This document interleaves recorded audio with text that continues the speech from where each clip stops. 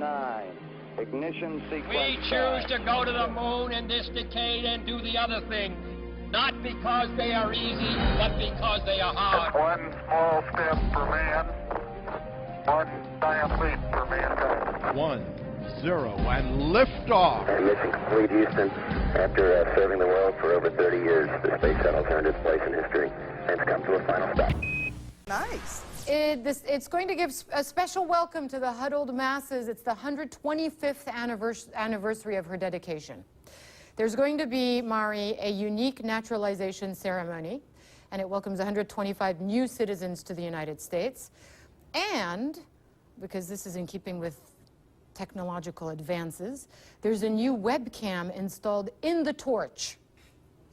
So you'll be able to check that out on your computer, and you'll get a stunning look at New York Harbor, and of course, there will be fireworks as well. Der New Yorker Hafen hat sich in ein Lichtermeer verwandelt. Die Luft steht im Rauch des Feuerwerks. Alles für die wohl älteste Dame der Stadt. Die Lady Liberty ist 125. Keine Geburtstagsfeier ohne Stars. Schauspielerin Sigourney Weaver las aus einem berühmten Gedicht, das genauso alt ist wie die Statue. Gebt mir eure Müden, eure Armen, eure geknechteten Massen, die sich nach Freiheit sehnen. 1886 eingeweiht als ein Geschenk der Franzosen an die USA, ist die Freiheitsstatue das Symbol für den amerikanischen Traum. Der wurde an ihrem Geburtstag für 125 Einwanderer aus über 40 Ländern Wirklichkeit. Sie bekamen die amerikanische Staatsbürgerschaft verliehen. Es war sehr berührend, hierher zu kommen. Ich und meine Kinder sind in erster Generation hier. Das ist eine wundervolle Feier. Ein schöner Tag, die Sonne scheint. Wir sind wirklich beeindruckt, wie gut alles immer noch in Stand zu sein scheint.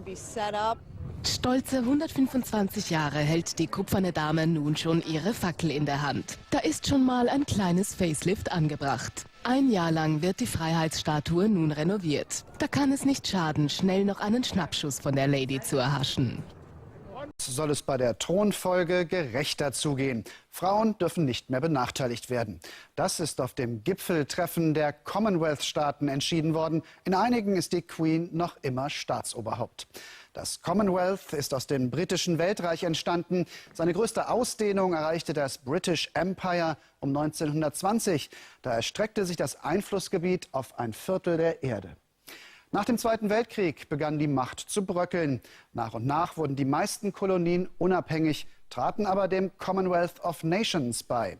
Zu dieser losen Vereinigung gehören 54 souveräne Staaten und die trafen sich heute in Perth. Bereits vor dem Festbankett am Abend entschieden die Regierungschefs des Commonwealth Gleichberechtigung im britischen Königshaus, keine Benachteiligung mehr von Frauen bei der Thronfolge. Die Queen hatte sich zuvor als wahre Feministin entpuppt. Frauen, die Kraft des Wandels, das ist dieses Mal unser Thema.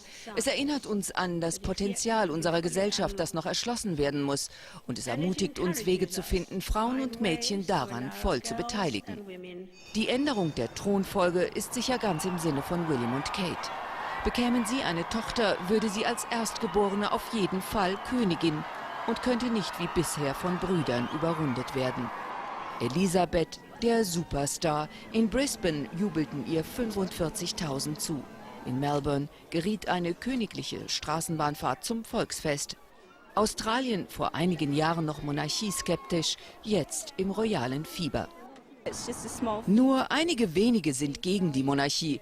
Aber sie ist doch immer noch unsere Königin. Sie ist großartig und fit für ihr Alter. 85 und noch immer unermüdlich.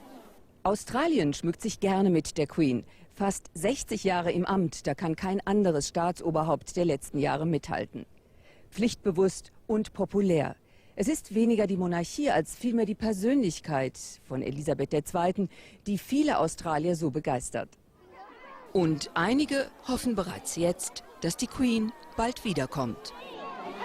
Wie dieses jetzt im Internet aufgetauchte Video zeigt, klemmte bei der Boeing 727 beim Anflug auf den Flughafen von Teheran plötzlich das Bugfahrwerk. Trotz Seitenwinds gelang es dem Piloten der aus Moskau kommenden Iran-Air-Maschine, die Nase oben zu halten und sie erst ganz am Ende sanft auf die Landebahn aufzusetzen. Bei dem dramatischen Zwischenfall, der sich bereits am 18. Oktober ereignet hatte, wurde aber niemand verletzt. Eis hat den Nordosten der USA ins Chaos gestürzt. Flüge und Züge haben stundenlange Verspätungen. Über 2 Millionen Menschen sind derzeit ohne Strom in den USA. 3 Menschen kamen bisher ums Leben und mehrere Bundesstaaten haben bereits den Notstand ausgerufen. Diese Bilder muten fast schon weihnachtlich an. Aber der unerwartet frühe Wintereinbruch hat für viele Menschen im Nordosten der Vereinigten Staaten für viel Ärger gesorgt. Neben den Verkehrsbehinderungen sorgen auch Stromausfälle für massive Probleme. In mehreren Bundesstaaten haben die Gouverneure den Notstand ausgerufen. Der Schnee hat auch New York nicht verschont. Wenn dazu dann auch noch der Wind kommt, dann kann das ganz schön unangenehm sein. Für die Aktivisten der kapitalismuskritischen Occupy-Bewegung, die hier in New York ihren Ursprung hat, kommt der Winter nicht gerade gelegen. Aber sie wollen bleiben. Und ein bisschen Musik soll wohl von innen wärmen. Der erste Schnee Ende Oktober, das ist Rekord. Aber wie immer geben sich die New Yorker alle Mühe, das möglichst cool zu nehmen. Doch wenn der schwere Schnee auf den Blättern liegt, dann kann es auch schon mal dazu führen, dass die Äste abbrechen. Und so kann das Joggen im Central Park eventuell gefährlich werden. Zeitweise entschließen sich die Behörden daher, den Park zu schließen. Ein vorzeitiger Wintereinbruch hat im Nordosten der USA 3 Menschen das Leben gekostet und zu massiven Stromausfällen geführt. Mehrere Staaten haben den Notstand ausgerufen. Über 2 Millionen Haushalte sind von den Stromausfällen betroffen. Und auch in New York liegt eine Schneedecke. Aus den USA unser Korrespondent Carsten Mierke. Blockierte Straßen, Autos im Graben und ansonsten alles weiß. Dieser Schneesturm kam sehr früh, denn eigentlich sollte am Halloween-Wochenende alles kürbisorange sein.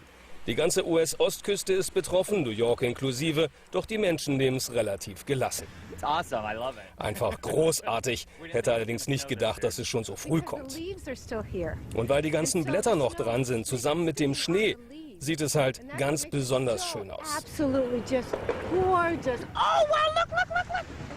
Genau das ist das Problem überall. Krachen dicke Äste zu Boden, weil die Bäume noch voller Blätter und die Schneemassen besonders nass, also schwer sind. Die Jogger im Central Park sind trotzdem unterwegs. Es ist verrückt. Vor 3 Tagen haben die Leute hier noch auf dem Gras gelegen und jetzt das. Die Behörden sperren schließlich den Park. Und um New York herum bringen umstürzende Bäume größere Schäden als unlängst Hurricane Irene. Über 2,5 Millionen Haushalte an der US-Ostküste sind ohne Strom. Und im Süden von Manhattan leiden auch die Wall Street-Besetzer unter dem frühen Winter.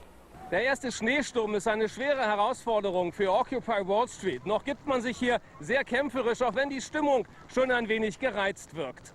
Aus einzelnen Zelten hörten wir schon Streitereien. Doch heute, am Sonntagmorgen, zeigt der frühe Winter dann auch seine schöne Seite. Bis aber die Millionen Haushalte ihren Strom wiederkriegen, dürfte es Mittwoch werden. Mitten im Herbst ist der Nordosten der USA von einem kräftigen Wintereinbruch überrascht worden. Ein gewaltiger Schneesturm führte zu chaotischen Zuständen. Millionen Amerikaner müssen ohne Strom und ohne Heizung auskommen. Ein Stromausfall entsteht. Kurzschluss im Schneetreiben. Viel zu viel, viel zu früh. Der Schnee ist nass und damit schwer. Und weil die Bäume noch ihr Laub tragen, bleibt mehr Schnee auf ihnen liegen als im Winter. Viele brechen unter der Last zusammen. Verkehrschaos und Stromausfälle sind die Folge. Mehr als 2,5 Millionen Menschen sitzen letzte Nacht im Dunkeln. Wir hatten noch nie so viele Stromausfälle auf einmal, klagt der Gouverneur des Staates Connecticut. Innerhalb weniger Stunden fällt im Nordosten der USA mehr als ein halber Meter Schnee. Es gibt zahlreiche Unfälle. Viele Flughäfen müssen schließen. Selbst am größten Flughafen New Yorks ruht für mehrere Stunden der Betrieb. Zwar hatten Meteorologen vor der Schneefront gewarnt, doch die kommt früher und heftiger als erwartet. Ich hasse es. Mir fehlen die Worte, um zu sagen, wie sehr mich das nervt. Zum Glück für die Betroffenen hat sich das Wetter am Morgen gebessert. In der Sonne sollte der Schnee schnell wegtauen. Bis alle Menschen wieder Strom haben, dürften aber noch mehrere Tage vergehen. A Soyuz booster, carefully inspected, meticulously prepared for this launch, sits poised with the ISS Progress 45 resupply craft atop as they stand by for launch just 10 minutes and 45 seconds from now to carry 2.9 tons of food, fuel, and supplies to the residents of the International Space Station. This is the first launch of this Soyuz booster since the accident that occurred back on August 24th, resulting in the loss of the Progress 44 resupply craft, an accident caused by a commanded shutdown of the third stage engine of this Soyuz booster. Some 5 minutes and 20 seconds after launch, shortly after the third stage was ignited, the Russian State Commission was formed and conducted a thorough analysis, inviting NASA to audit that analysis and participate fully in the investigation, which resulted in conclusions that led to the results that were published by the State Commission that the failure of the previous Soyuz booster back on August 24th was the result of a clogging of the fuel lines to the third stage gas generator, which led to an increase in temperatures and a commanded shutdown of that third stage engine. Again, 5 minutes and 20 seconds after the launch, the Progress 44 was lost as the spacecraft went into a trajectory that resulted in a destructive entry into the Altair region of eastern Russia in a heavily forested area. Since then, a detailed inspection of all of the engines in the flow from the Voroshilov engine manufacturing company and RSE Energia, as they have worked feverishly to ensure that this was a one-time manufacturing defect that resulted in the loss of the Progress 44 back on August 24th. Today, we stand poised for the launch a little less than 9 minutes from now that would resume Soyuz booster launches to the International Space Station. A successful launch today, inserting the Progress 45 into its orbit, will begin a 3-day trek of the Progress 45 cargo ship to the International Space Station, and a docking that would be scheduled on Wednesday at 6:40 a.m. Central Time to the Pirs docking compartment of the Russian segment of the International Space Station. Today's launch also would pave the way for the departure of the Expedition 2930 crew from their training center at the Gagarin Cosmonaut Training Center in Star City, Russia, outside of Moscow. They are scheduled to depart Star City for Baikonur tomorrow to begin 2 weeks of final pre-launch preparations. That would lead to their launch. This is the crew that is comprised of the oncoming Expedition 30 commander Dan Burbank of NASA, the Soyuz commander Anton Shkaplerov, and the flight engineer Anatoly Ivanishin, as they have wrapped up all of their training at Star City, ready to fly down to the Baikonur Cosmodrome in Kazakhstan tomorrow and begin their final 2 weeks of training and pre-launch preparations for their launch on their Soyuz TMA-22 spacecraft on the night of November 13th U.S. time, the morning of November 14th Baikonur time. The Burbank crew will arrive at the International Space Station on November 16th to begin an expedited 6-day handover from the off-going Expedition 29 crew led by Commander Mike Fossum on orbit as we speak. Fossum on the left, joined by his Soyuz commander Sergei Volkov and Japanese flight engineer Satoshi Furukawa, who will be returning to Earth in their Soyuz TMA-02M spacecraft for a landing on the night of November 21st U.S. time, just before sunrise in Kazakhstan on the morning of November 22nd.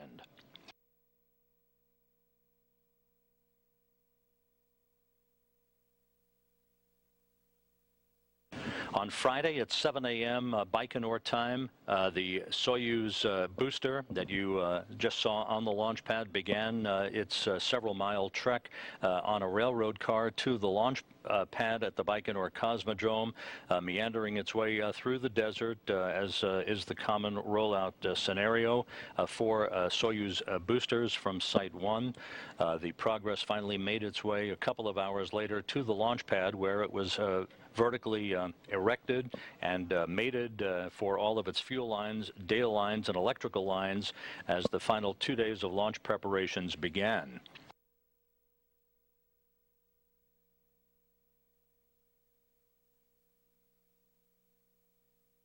The rollout of the 45 Progress vehicle and its Soyuz booster came one day before yesterday's undocking of the Progress 42 spacecraft that arrived several months ago at the International Space Station. The Progress, loaded with trash, undocked from the Pirs docking compartment at 4:04 a.m. Central Time on Saturday morning. It backed away to a safe distance from the International Space Station and 3 hours later fired its engines in its deorbit burn for its destructive re-entry back into the Earth's atmosphere. The surviving pieces landing harmlessly in the Pacific Ocean. The Progress 42's departure clearing the Pirs docking compartment for the arrival of the 45 Progress vehicle on Wednesday, which will link up to that same docking port at Pirs. Again, the docking of the 45 Progress scheduled this coming Wednesday at 6:40 a.m. Central Time.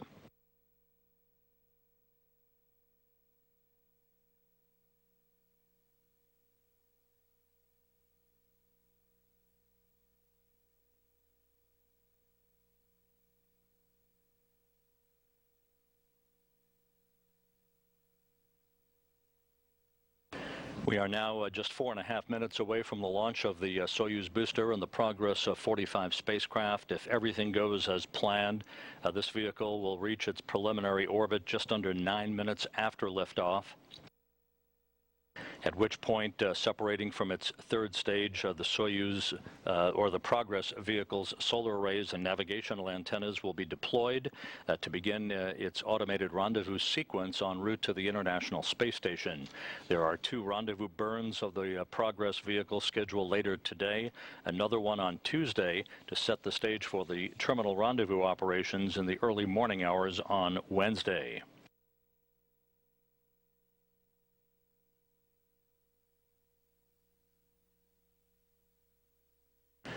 Just under 3 minutes and 45 seconds until launch. Just a few seconds from now, the combustion chamber nitrogen purge will be conducted of the first stage of the Soyuz booster. The gyros are in flight readiness. All flight recorders have been activated on the Soyuz vehicle.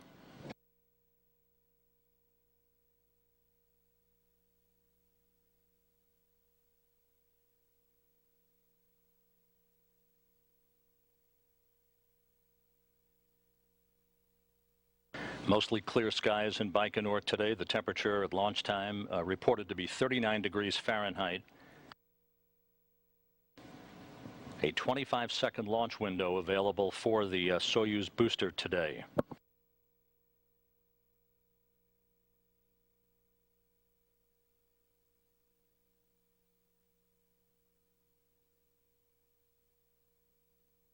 All recorders activated. Standing by for the booster propellant tanks to be pressurized.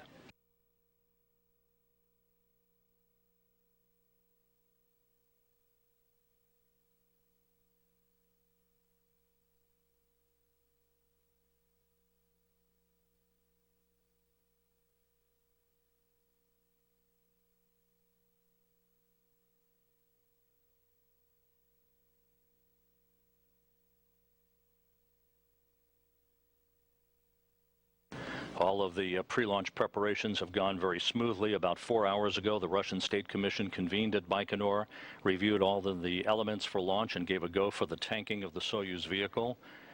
Now we are just under 2 minutes until launch.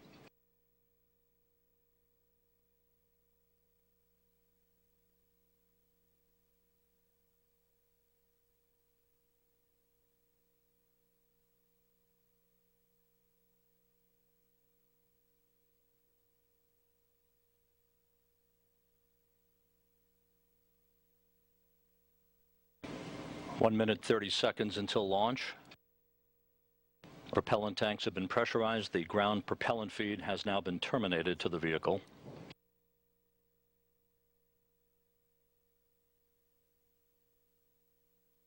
The Soyuz about to go on to internal power. And we should see that first umbilical tower falling back, separating from the side of the Soyuz booster.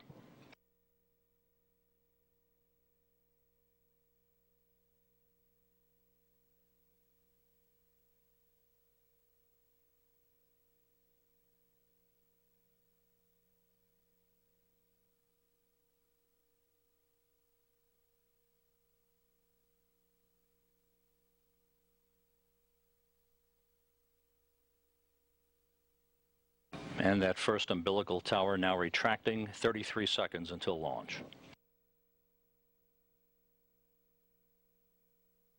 The commanding for the engine start sequence about to commence.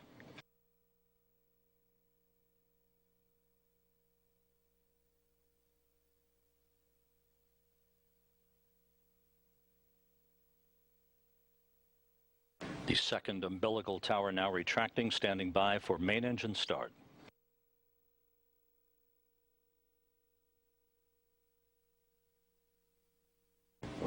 Main engine start, engine turbo pumps at flight speed, and liftoff. Liftoff of the Soyuz booster and the Progress 45 resupply ship bound for the International Space Station.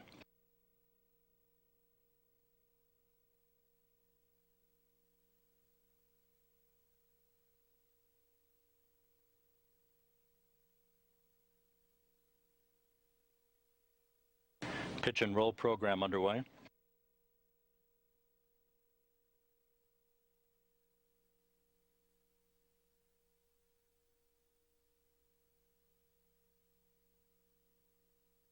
"40 seconds into the flight, everything looking good.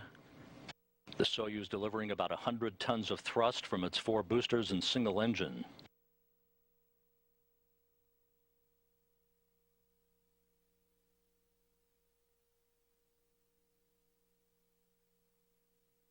One minute into the flight, everything continues to look good.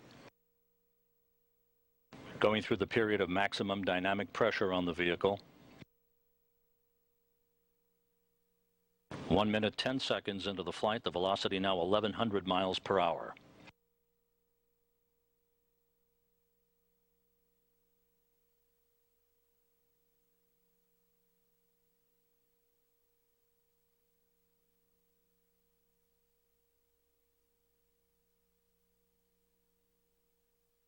One minute, 30 seconds into the flight, all reports continue to be nominal.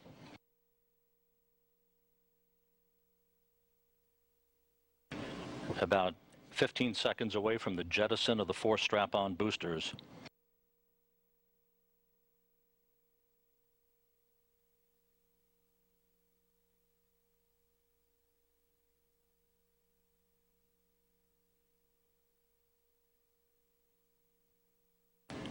The strap-on boosters have now been jettisoned, and first stage separation.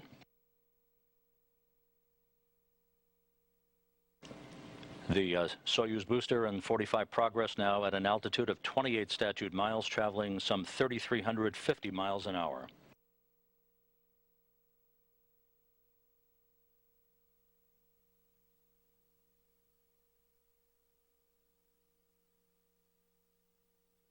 Two minutes, 30 seconds into the flight.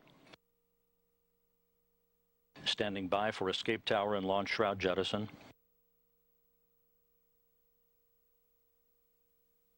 Launch shroud jettison now confirmed. Everything continues to operate normally with the Soyuz booster, delivering the 45 Progress resupply craft.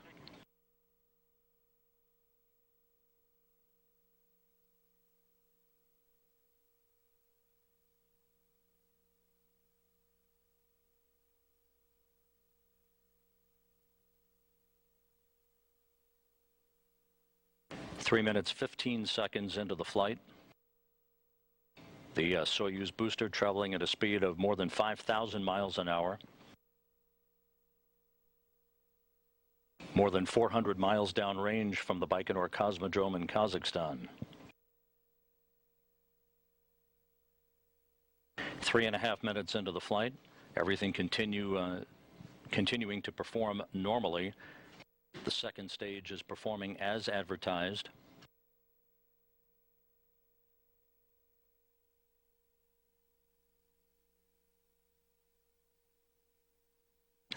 Coming up on the 4-minute mark into the flight, the second or core stage of the Soyuz, providing 96 tons of thrust. A view of the cavernous Russian International Space Station Flight Control Room at the Mission Control Center in Korolyov outside Moscow. Roll, pitch, and yaw of the vehicle reported to be by the book, right on the money.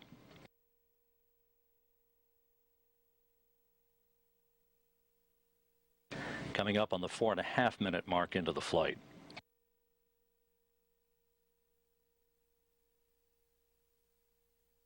Four and a half minutes into the flight, mark halfway to its preliminary orbit for the Progress 45.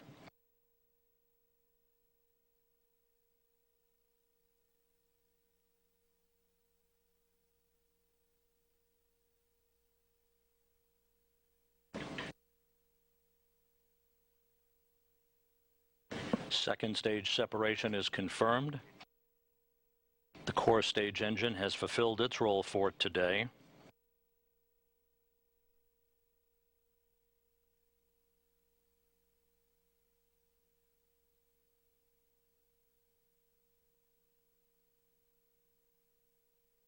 Coming up on the point where the 44 Progress vehicle was lost. However, everything going by the book today.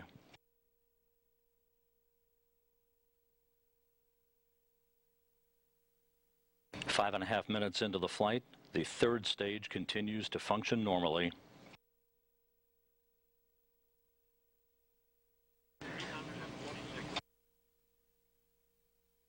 Almost 6 minutes into the flight, the third stage providing 30 tons of thrust for its 4 minutes of operation.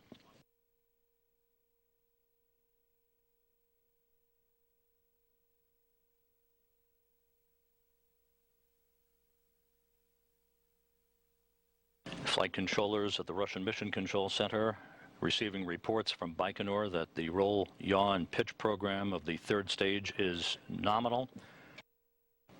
All parameters are in good shape.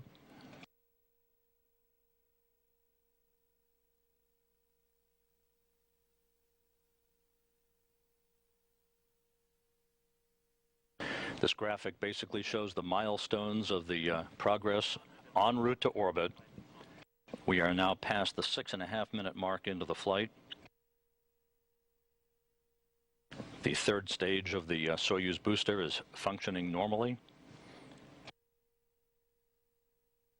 Poised to deliver the Progress 45 resupply craft to its preliminary orbit.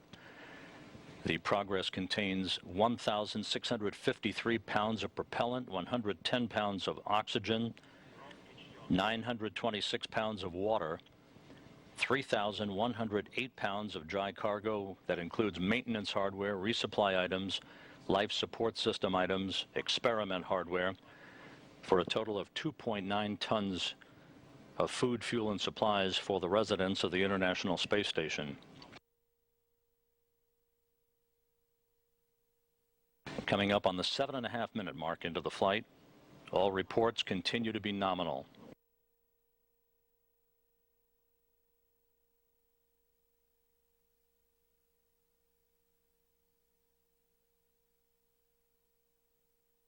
Inside a minute until third stage shutdown and separation.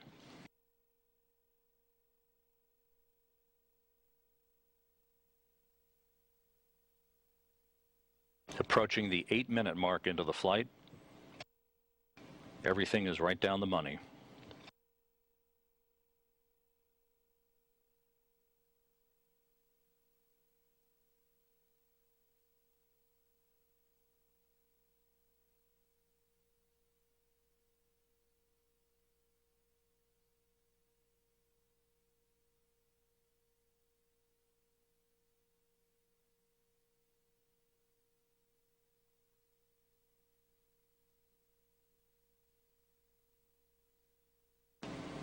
The final seconds of third stage performance, roll, pitch, and yaw, all nominal.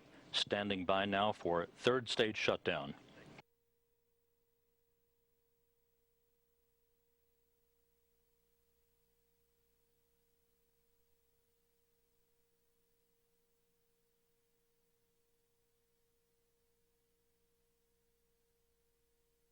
We now have third stage shutdown. The Soyuz booster has done its job for today. The Progress 45 has separated, standing by for confirmation of solar array deploy. And all of the antennas have now deployed. The solar arrays have deployed. The navigational antennas have deployed. Success for the Russian Federal Space Agency and RSC Energia as they work their way through the failure of the previous Soyuz booster back on August 24th, did a careful analysis and inspection of the manufacturing techniques, the processing, and the engines involved in today's launch, which has proven to be successful. The Progress 45 now in its preliminary orbit en route to the International Space Station for a docking on Wednesday at 6:40 a.m. Central Time to the Pirs docking compartment.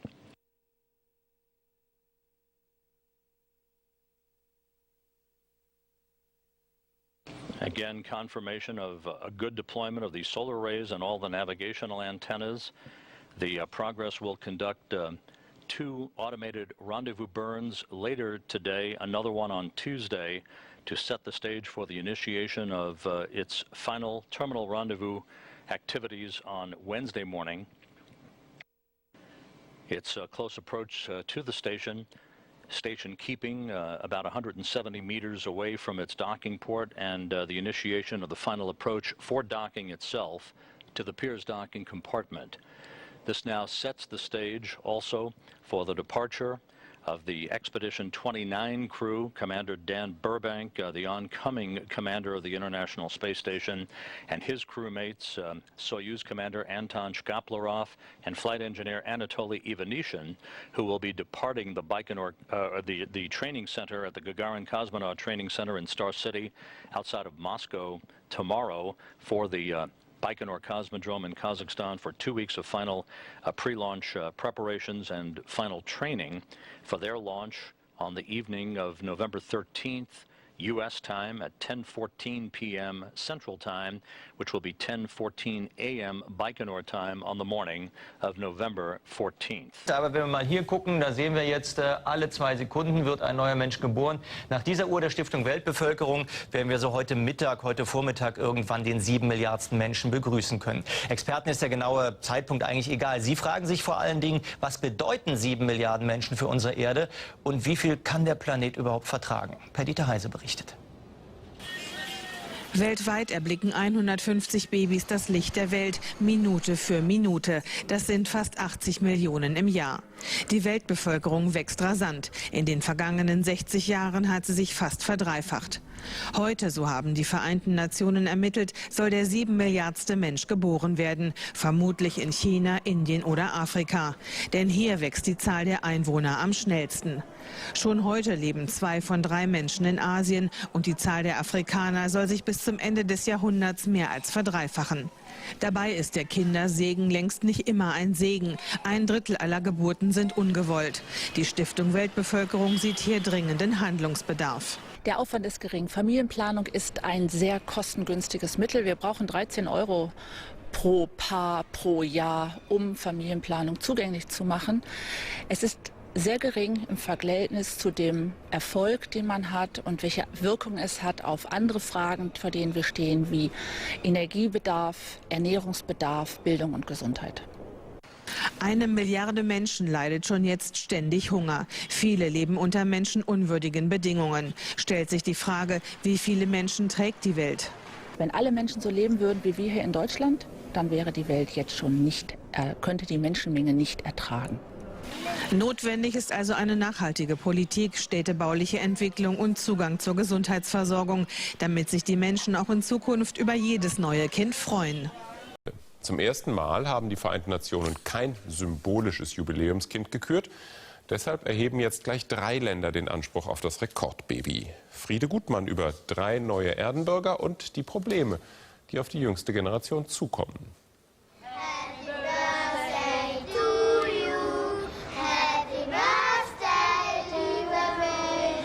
Ein herzliches Willkommen dem 7 Milliardsten Erdenbürger. Aber wer ist es denn nun? Die kleine Danica von den Philippinen? Oder Petr aus Russland? Oder doch Nargis aus Indien? Alle 3 Rekordbabys haben es wahrscheinlich einmal besser als der große Rest auf dem Planeten. Außer der Geburtstagstorte bekommen sie eine Ausbildung bezahlt und auch die Eltern werden finanziell unterstützt. Heute Mittag übersprang die Weltbevölkerungsuhr in Hannover die magische Grenze von 7 Milliarden. Pro Sekunde kommen 2,6 Erdenbürger hinzu, pro Tag sind das 225.000 Menschen. Und das Wachstum findet fast ausschließlich in den Entwicklungsländern statt. Am Ende des Jahrhunderts wird jeder dritte Mensch in Afrika leben. Es wird enger auf unserem Planeten. Eine Welt mit 7 Milliarden Menschen heißt, jeder möchte Energie haben, jeder möchte Wasser haben, jeder möchte eine gute Welt haben, jeder möchte einen Arbeitsplatz haben. Ich denke, wir müssen sehr genau schauen, wie wir mit unseren Ressourcen umgehen. Schon jetzt verbrauchen wir jeden Tag mehr Erdöl, als in 1000 Jahren entstehen konnte. Denkt an unsere Kinder, denkt an ihre Zukunft mit Weitblick und Vorsorge, mahnt der UN-Generalsekretär. Die Generation von Danica, Petre und Nargis wird vor immensen Herausforderungen stehen. Aber wahrscheinlich werden sie es noch erleben, dass die Population des Planeten Erde auch wieder zu schrumpfen beginnt. Die NATO beendet heute offiziell ihren Militäreinsatz in Libyen. Vor genau 7 Monaten genehmigte der Sicherheitsrat der Vereinten Nationen eine Flugverbotszone und Kampfeinsätze zum Schutz der Zivilisten vor dem Gaddafi-Regime. Deutschland enthielt sich bei der Abstimmung. Nach dem Tod des Diktators erklärte der Übergangsrat das Land für befreit. Ferienflieger muss notlanden. Für 245 Passagiere einer Condor-Maschine hat der Ägyptenurlaub mit einem ordentlichen Schreck begonnen. Kurz nach dem Start in Hamburg mussten die Piloten der Boeing 757 den Steigflug abbrechen und umkehren, weil ein Vogel in das linke Triebwerk geraten war. Alle Passagiere sind wohlauf am Nachmittag mit einer Ersatzmaschine nach Ägypten gestartet. Ein Horrorszenario wird für die 254 Passagiere zur Realität. Der Pilot kann den Start nicht mehr abbrechen, kreist eine Viertelstunde über Hamburg und muss wieder landen. Beim Start ist in das linke Triebwerk einer Verkehrsmaschine ein Vogel geraten. Dadurch bestand die Möglichkeit, dass dieses Triebwerk ausfallen könnte. Und der Pilot entschloss sich, zum Flughafen zurückzukehren und dort notzulanden. Gerade jetzt ist mit Vögeln, die in den Süden ziehen, rund um deutsche Flughäfen häufiger zu rechnen. Für heute gab der Deutsche Ausschuss zur Verhütung von Vogelschäden seine geringste von insgesamt 4 Warnstufen heraus. Unter anderem auch für Norddeutschland. Weltweit werden Schäden durch Vogelschlag pro Jahr auf 1 Milliarde US-Dollar geschätzt. Der Flughafen Düsseldorf beschäftigt deshalb Personal, das die Vögel mit Schreckschusspistolen vertreiben soll, damit es erst gar nicht zu solchen Kollisionen kommt. Der Pilot weiß im Ergebnis nicht, ist was beschädigt, wie groß ist die Beschädigung, und deshalb ist zur äußersten Vorsicht geboten, wieder zu landen. Viele Vogelschläge merkt man erstmal überhaupt nicht. Die größeren, wie in diesem Fall, wurden bemerkt. Insofern auch ganz richtig, sofort wieder die Landung einzuleiten. Dass das aber nicht immer einfach ist, zeigt die spektakuläre Notwasserung eines Airbus auf dem Hudson River in New York 2009. Auslöser auch hier ein Vogelschlag. Das sitzt im FF, diese Notverfahren. Der Pilot im Hudson River, der hat es richtig gemacht, es sind 2 Triebwerke ausgefallen, hat eine Möglichkeit gesehen, wo er landen kann, ist gelandet. Der Pilot hier hatte die Möglichkeit, weil ein Triebwerk noch eben an war, eine Platzrunde zu drehen und wieder zurück auf den Flugplatz zurückzukehren. Ein glimpfliches Ende eines Startmanövers. Die Urlauber sind am Nachmittag mit Ersatzmaschinen zu ihrem Reiseziel nach Ägypten geflogen worden. Genau dorthin übrigens, wohin im Augenblick auch die Zugvögel fliegen. Erfolge. Nach einem schweren Sturm hat sich die Lage des havarierten Containerschiffs Rena vor Neuseeland zwar verschlechtert. Das 47.000 Tonnen Schiff hat starke Schlagseite. Außerdem sind mehrere Container über Bord gegangen. Allerdings konnten mehr als 1.100 Tonnen Öl abgepumpt werden. Zudem ist es Experten gelungen, für den Fall eines Auseinanderbrechens des Frachters die Tanks zu versiegeln. Premiere im All. In der Nacht ist erstmals ein chinesisches Raumschiff mit deutscher Technik an Bord ins Weltall gestartet. Von der Wüste Gobi aus entschwand das unbemannte Raumschiff Shenzhou 8 in der dunklen Wolkendecke. Mit der deutschen Anlage für biologische und medizinische Experimente werden die Auswirkungen der Schwerelosigkeit auf Organismen erforscht. The Earth. Shenzhou 8 blasted off from a site in the Gobi Desert in western China.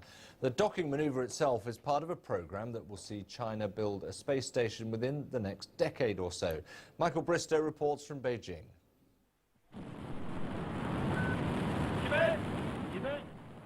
Shenzhou 8 lifted off right on time, carried by a powerful rocket for a rendezvous in space. The spaceship's been modified, adapted to link up with a capsule already orbiting the Earth.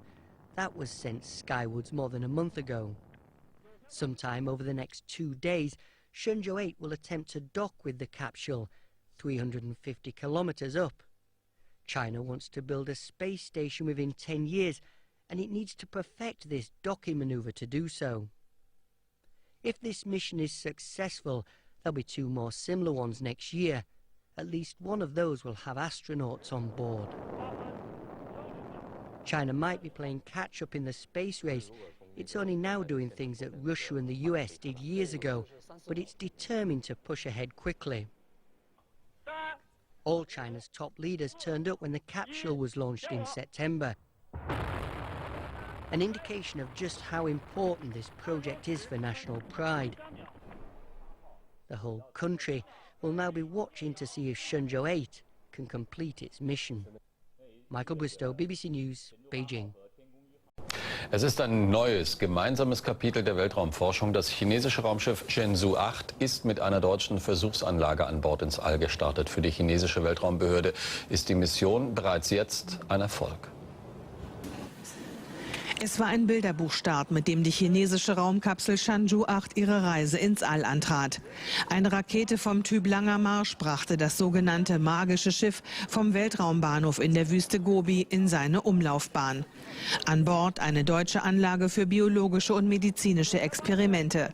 Sie soll die Auswirkungen der Schwerelosigkeit auf Organismen erforschen. 20 Minuten nach dem Start erreichte das unbemannte Raumschiff wie geplant seine vorgesehene Geschwindigkeit. Und als dann noch die Sonnensegel erfolgreich ausgeklappt waren, zog die Flugkontrolle eine erste positive Zwischenbilanz. Nach Angaben des Kontrollzentrums in Peking ist die Shenzhou 8 in die vorgesehene Umlaufbahn eingetreten. Damit ist der Start des Raumschiffs ein voller Erfolg. Dabei steht dem Raumschiff die größte Herausforderung noch bevor: das Andockmanöver an das Testmodul Tiangong, zu Deutsch Himmelspalast.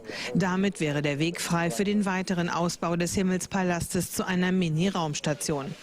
Denn noch hinkt China weit hinter anderen Raumfahrtnationen her. Doch nach dem Auslaufen der internationalen Raumstation ISS bis 2020 wäre China dann das einzige Land der Erde, das eine ständige Präsenz im Weltall hat. Bei der Erforschung des Weltalls haben sich im Laufe der vergangenen Jahrzehnte immer mehr Nationen zusammengetan. Nur China blieb außen vor. Vor 2 Monaten legte das Reich der Bitte nach und schoss das erste unbemannte Raummodul ins All. Und jetzt folgt mit dem Raumschiff Shenzhou Schritt 2. Während des 17-tägigen Ausflugs in die unendlichen Weiten soll es zum ersten chinesischen Andockmanöver im All kommen. Mit an Bord des zweiten magischen Schiffes eine deutsche Versuchsanlage. Rakete Langer Marsch trägt magisches Schiff. So klingt es, wenn Chinesen den Weltraum erobern. Heute Morgen um kurz vor 6 chinesischer Zeit am Raumfahrtbahnhof Jiuquan im Nordwesten Chinas. Kurz nach dem Start, die Sonnensegel werden ausgeklappt, alles läuft nach Plan. Das schwierigste Manöver der unbemannten Mission steht in den kommenden Tagen an. Dann soll magisches Schiff an das bereits vor einem Monat ins All geschossene Raummodul Himmelspalast andocken, in 343 Kilometer Höhe, ferngesteuert. Das Andocken erfordert höchste Präzision, da geht es um Zentimeter. Wenn das Manöver scheitert, dann könnten das magische Schiff und das Raummodul Himmelspalast unkontrolliert zusammenstoßen. Der Erfolg dieser Mission gilt als Voraussetzung für den Bau einer bemannten chinesischen Raumstation, die China bis 2020 fertiggestellt haben will. Auch eine Versuchsanlage vom Deutschen Luft- und Raumfahrtzentrum ist an Bord. Mit ihrer Hilfe sollen biologische und medizinische Experimente zur Schwerelosigkeit durchgeführt werden. Es ist das erste Mal, dass Nicht-Chinesen an einer chinesischen Weltraumexpedition beteiligt sind. Doch es ist noch ein langer Weg, bis die Raumstation fertig zusammengebaut ist. Im Jahr 2020 soll sie einmal so aussehen. Sie ist dann 60 Tonnen schwer und soll Platz bieten für 3 Taikonauten. So nennen die Chinesen ihre Astronauten. Wenn Europa und die USA nach 2020 die internationale Raumstation ISS stilllegen, wäre China das einzige Land mit einer ständigen Präsenz im Weltall. Ein gelungener Start vom chinesischen Raumfahrtbahnhof mitten in der Wüste Gobi. Alles verläuft planmäßig, doch die größte Schwierigkeit haben die Experten im Kontrollzentrum auch noch vor sich. Shenzhou 8, zu Deutsch magisches Schiff, soll an das Weltraummodul Taigong 1 andocken. Vom Boden aus ferngesteuert in 343 Kilometern Höhe. Schwierig und riskant. Wir beherrschen das momentan nur in der Theorie. Und wir haben eine Technik entwickelt, die anders ist als bei den amerikanischen oder russischen Vorbildern. Aber wie das bei Theorien ist, erst der Praxistest wird zeigen, ob es auch wirklich klappt. Das Schwierigste ist die präzise Kontrolle der Position und Geschwindigkeit. Doch das magische Schiff liefert gleich noch eine Weltpremiere, die erste deutsch-chinesische Raumfahrtkooperation. Wissenschaftler beider Nationen entwickelten die sogenannte SIM-Box, eine Apparatur mit gleich 17 Experimenten, die allesamt die Auswirkungen der Schwerkraft bzw. der Schwerelosigkeit auf den menschlichen Organismus erforschen sollen. Die Zusammenarbeit auch aus deutscher Sicht positiv. Die Chinesen sehen, dass sie noch nicht so viel Erfahrung haben wie wir und versuchen, von unseren Erfahrungen zu profitieren. Und zwar auf eine sehr angenehme, sehr sympathische Art und Weise. Das Gelingen des gemeinsamen Projektes für den Weltraumneuling China nicht nur wissenschaftlich wichtig, denn auch im fernen Osten weiß man, Raumfahrt war schon immer ein Machtbeweis. Es ist die allererste Allkooperation mit China. Die Chinesen planen eine eigene Raumstation. Ja, und auf die Ergebnisse der medizinischen Experimente in der deutschen Box momentan, da wartet man und war beim Start heute in der Wüste Gobi gespannt, ob alles gut geht.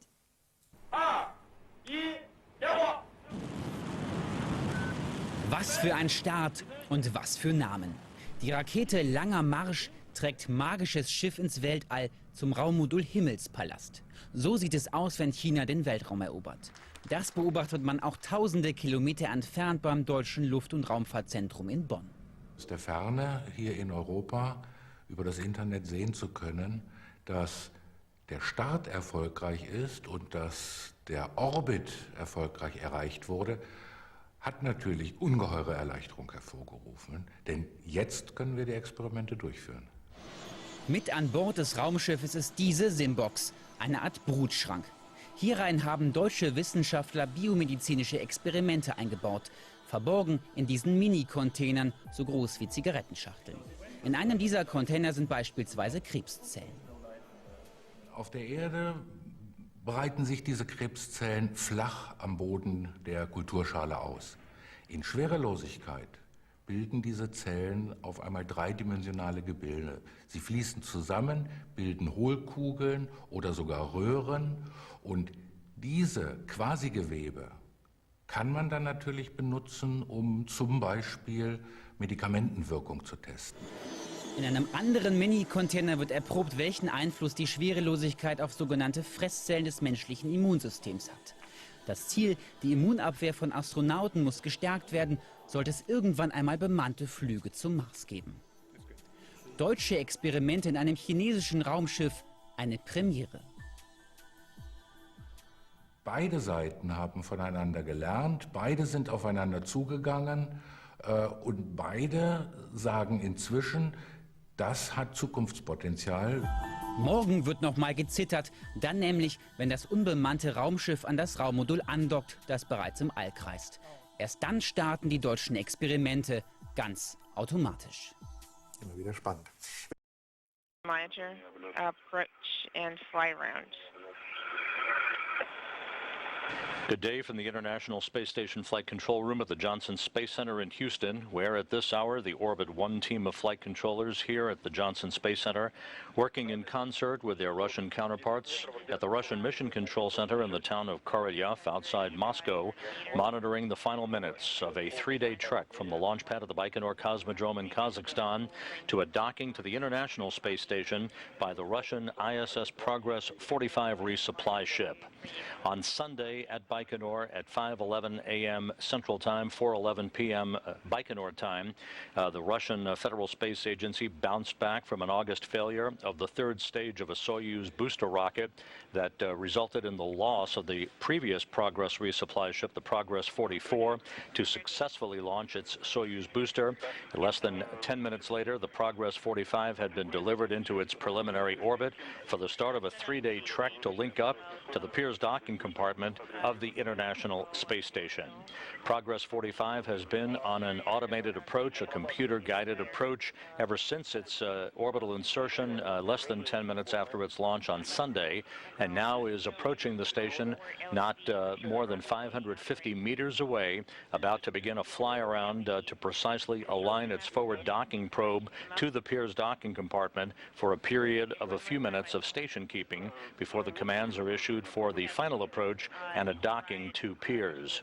The video to the best possible. This view from the engineering cross-haired camera on the exterior of the Progress showing the International Space Station as the Progress arrives into the neighborhood of the complex. On board the station, Expedition 29 Commander Mike Fossum, along with his crewmates, Russian flight engineer Sergei Volkov and Japanese flight engineer Satoshi Furukawa. Volkov and Furukawa are in the Zvezda service module at the control panel. They just completed a test of the telerobotically operated rendezvous system, the Toru system, which would be used in the highly unlikely event that a failure of the Core's automated rendezvous system would occur that would require them to manually fly the Progress in for its docking. However, everything is proceeding by the book, no issues for the Progress, which continues its journey for a link-up. The docking schedule just 23 minutes from now at 6:40 a.m. Central Time, 7:40 a.m. Eastern Time. The International Space Station is currently orbiting 248 statute miles above the Earth, crossing the west coast of Africa, moving from southwest to northeast in an orbit inclined 51.6 degrees to either side of the equator. The Progress is equipped with 2.9 tons of food, fuel, and supplies for the residents of the International Space Station.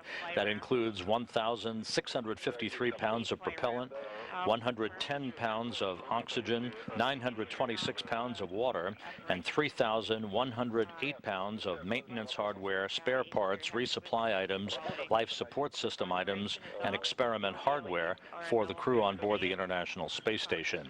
A good view now of the Progress 45, just on the edge of one of the large solar arrays on the U.S. segment of the International Space Station, as Progress has now begun its fly-around to arrive at a point about 170 meters directly behind the docking port of the Piers docking compartment, where it will begin just a few minutes of station keeping to allow Russian flight controllers to assess the precise alignment of its forward docking probe to the Piers docking port. Today's link-up of Progress 45 comes on another milestone anniversary for the International Space Station. 11 years ago today, the first crew, Expedition 1, with Soyuz Commander Yuri Gidzenko, Flight Engineer Sergei Krikalev, and the first Space Station Commander, Bill Shepard, docked at 4:21 a.m. Central Time to the aft port of the Zvezda service module after they were launched in the Soyuz TM-31 spacecraft from the Baikonur Cosmodrome back on October 31st, 2000. Their arrival at a fledgling International Space Station began the permanent, unbroken human occupancy of the complex that begins today. This docking will resupply and fortify the space station to maintain that permanent human presence on board the complex. We'll talk more about Expedition 1 later in the broadcast. For now, you're looking at Progress 45, now just 300 meters away from the docking to the Piers docking compartment at the International Space Station.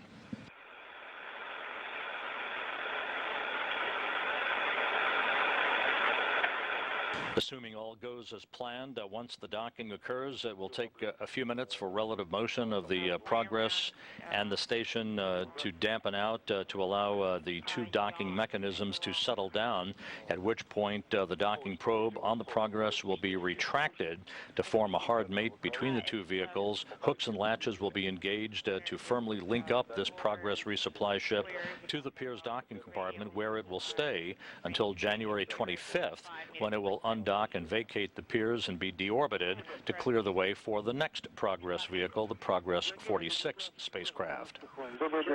Sergei, There will be leak checks on the station side of the docking interface conducted by the Expedition 29 crew after the hooks and latches are engaged. The hatch is scheduled to open to the Progress vehicle itself at about 9:40 a.m. Central Time, 10:40 Eastern Time, to allow the crew members on board the space station to begin to unload the almost 3 tons of cargo that the Progress is carrying to the complex. Okay, we're going to be performing station keeping, and you can try AGC mode again during station keeping. Docking port is at the edge of Vakau. Range is 240 meters. Range rate, speaking simultaneously.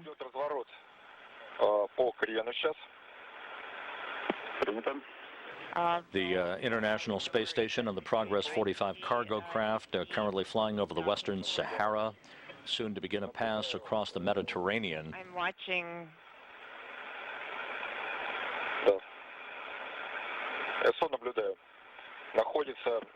Okay, I'm seeing DC. It is 4 squares above the center of Vakau and 1 square to the left from Vakau center.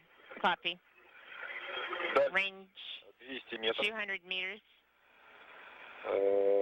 Range rate is 0.2 meters per second. Copy. All of the Progress systems and all of its approach parameters are reported to be normal. The Progress slowly making its way to a point of station keeping that should get underway about 3 minutes from now. The Progress just 230 meters away from the International Space Station. At the time of contact and capture, the Progress will be moving at a very, very slow rate of about 1/10 of a meter per second. Seeing solar rays of the service module. AR antenna is in the center of Vakau. Copy.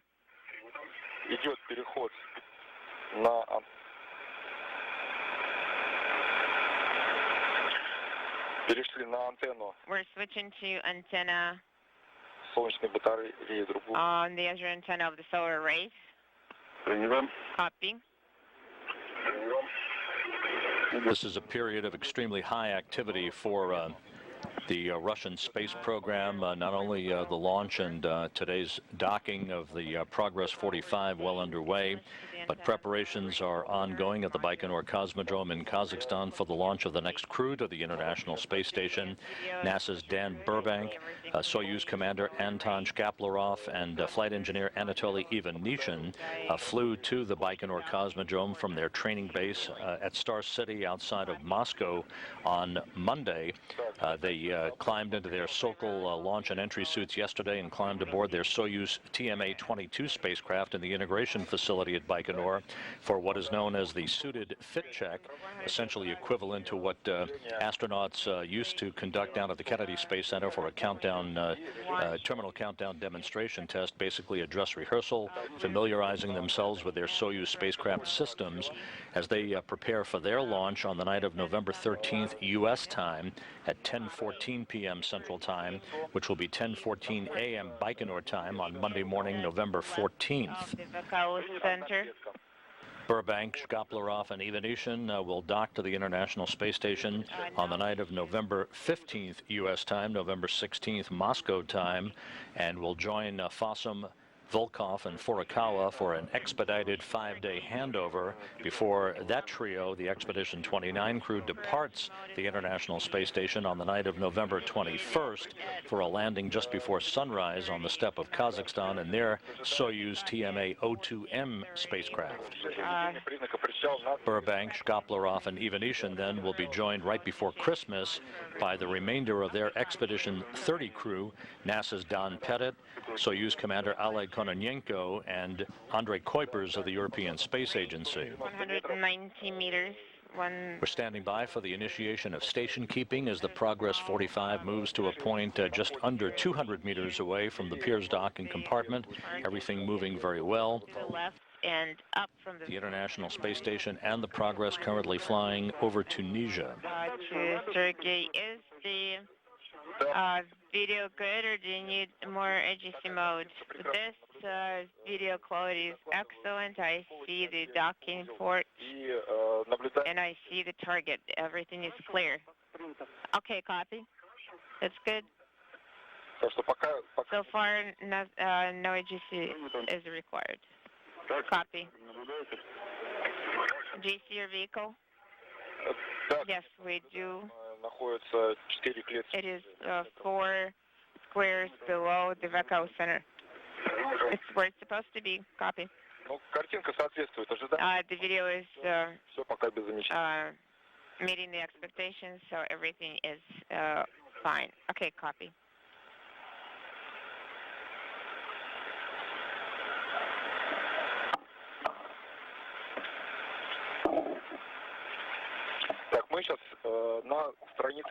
We're operating for page 23. Page 23 of the EDF procedure. Completing the fly round.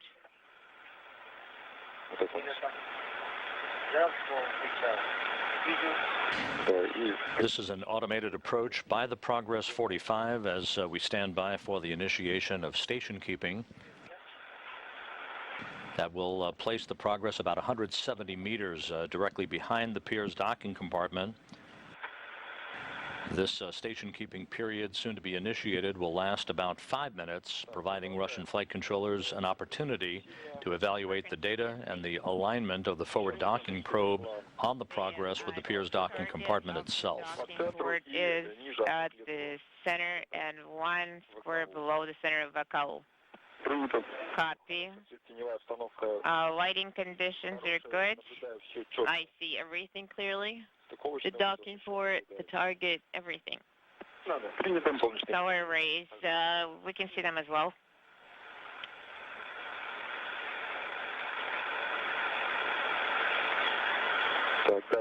Range for course data 190 meters.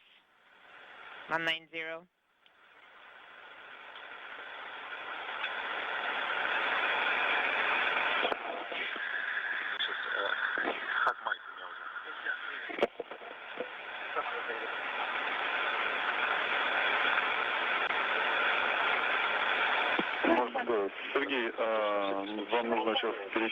Sergey, you need to currently switch to VHF1 for page 19, where you have the attention section.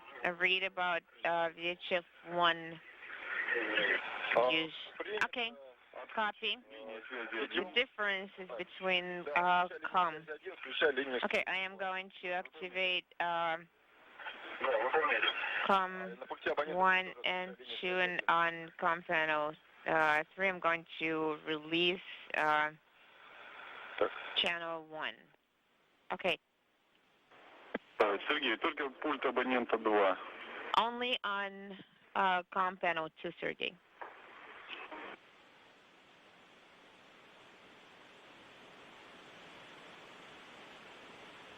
The Progress 45 is station keeping right now as it and the International Space Station fly some 248 miles above southern Europe, moving from southwest to northeast, soon to initiate the final approach for docking. Shift 1, how copy? We read you loud and clear. I also read you well. Copy.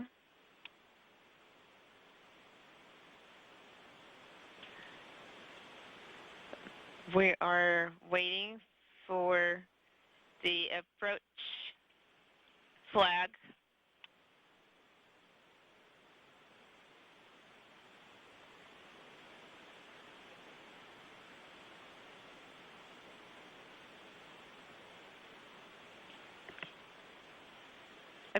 Approach flag is on the Progress. And the visiting vehicle officer here in Mission Control reports that the Progress's computers have initiated a final approach for docking on schedule. So, range rate increasing. I visually see approach occurring. Target of the docking port is half a square to the right from the VECO center. Range rate is 0.8 meters per second. Range for course data is 170 meters. Copy. We're continuing to monitor the automatic approach. Copy.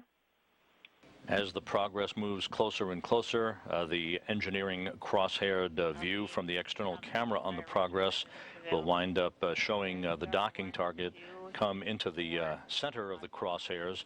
That alignment, again, the result of the Core's automated rendezvous system, basically bouncing radio signals back and forth between the Progress and the Zvezda service module's Core's system to update navigational data, the range from between the two vehicles and the rate of approach by the Progress. You see in the lower left-hand corner, the Progress just 126, now 125 meters away, closing at a rate of 0.6 of a meter per second. Range is 120 meters per course data. Range rate is 0.65 meters per second. So 1, 2, 3, 4, complete range of measurements available.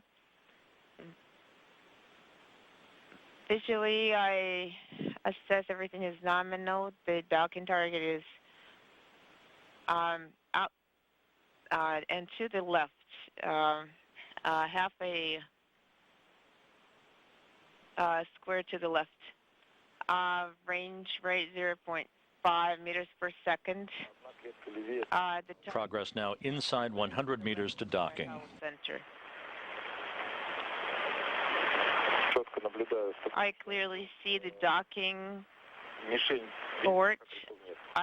The Piers docking compartment became available with the undocking of the previous Progress craft at the station, the Progress 42, that undocked back on Saturday and was deorbited to a destructive reentry over the Pacific Ocean.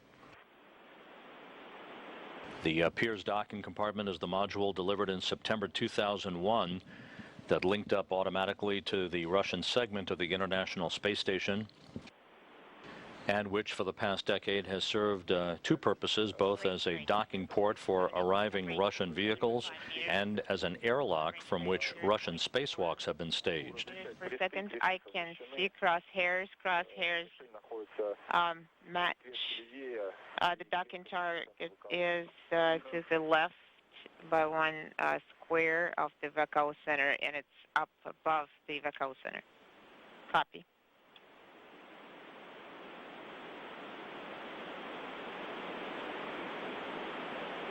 Progress now 65 meters away, closing at a rate of 0.3 of a meter per second. The Progress and the space station traveling over southern Russia.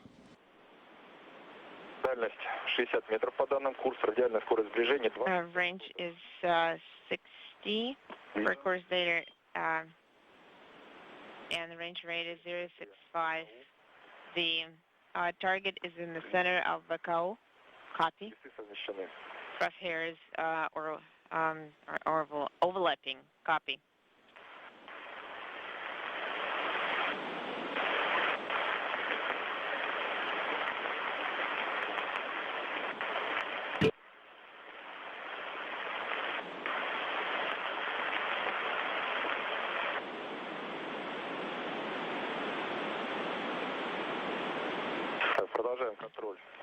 We're continuing to monitor automatic approach. 53 meters separating the two vehicles, about 6 minutes away from docking. Progress's approach now slowed to about 0.1 of a meter per second. We see crosshairs, but we can see the target poorly.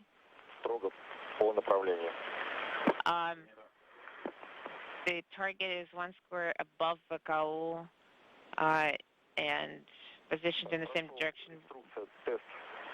Test. X-axis test completed. Range rate is 0.18 meters per second. Range is 40 meters per course data. We see readiness antenna AOVK speaking simultaneously. Sergey, what do you think about the quality of the video? 40 meters away from docking, the Progress's Core's automated rendezvous antenna has been retracted as planned.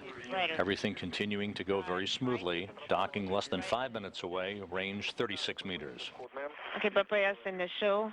Go ahead and execute. We have all four LEDs on. Okay, then operation and then AGC mode on. Copy. I can see the target clearly. The crosshairs are aligned. Turn off operation command. We see all four LEDs no longer illuminated. I'm seeing the target in the center of the VACO. The crosshairs are aligned. Range is 30 meters. Range rate is 0.13 meters per second.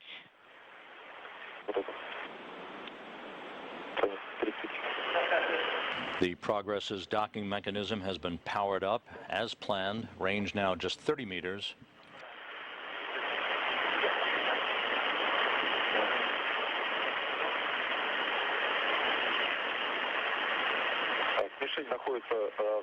Target is in the center of VACO.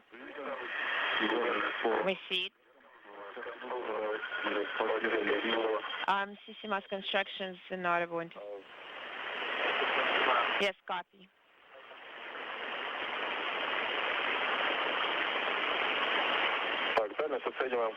Range is about 30 meters. Copy.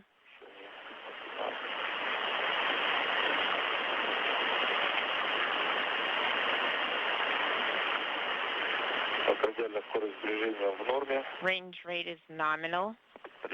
Copy. At the top of your screen is the Piers docking compartment itself. Just below it, the diamond-shaped docking target.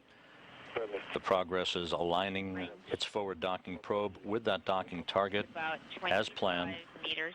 Copy.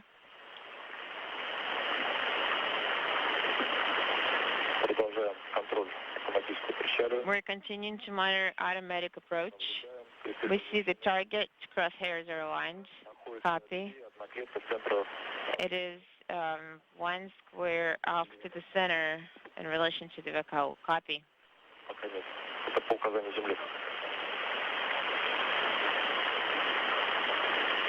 Progress in the International Space Station, currently flying almost directly over the capital of Kazakhstan, Astana.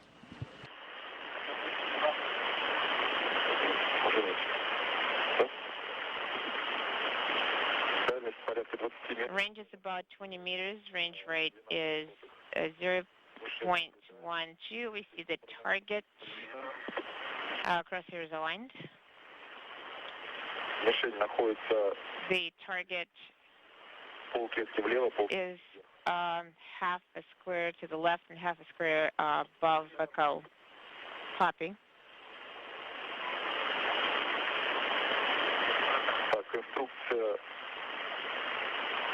Instruction.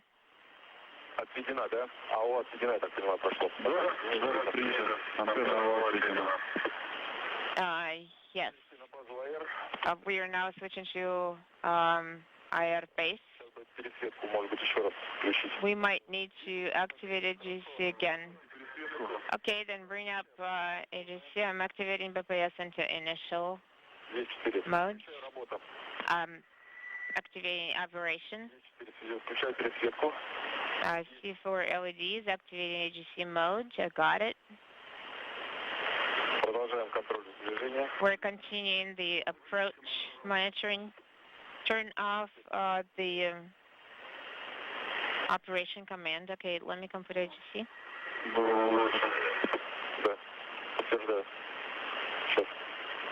Okay, I confirm.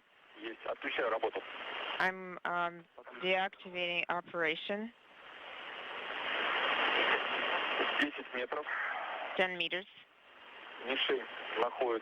Progress now inside 10 meters to docking. Is half a square to the left and up from the VACO center. There is slight roll. Okay, we copy. Range, we continue approach. Range rate is nominal. Range is about 7 meters. Copy. We're continuing to monitor. Target is in the center of the KO. Crosshairs are aligned. We're still seeing slight roll within about half a degree. Copy. Range. Approaching the 5-meter mark, closing at a rate of 1/10 of a meter per second. Flight controllers on both sides of the Atlantic Ocean standing by for contact and capture. Range rate is nominal. The target is basically in the center of the KO. Range rate is nominal. Copy. There is slight roll. Target is virtually in the center. We're expecting capture. Range rate is nominal. Crosshairs are aligned. Capture, we have indicator mode. We have mechanical.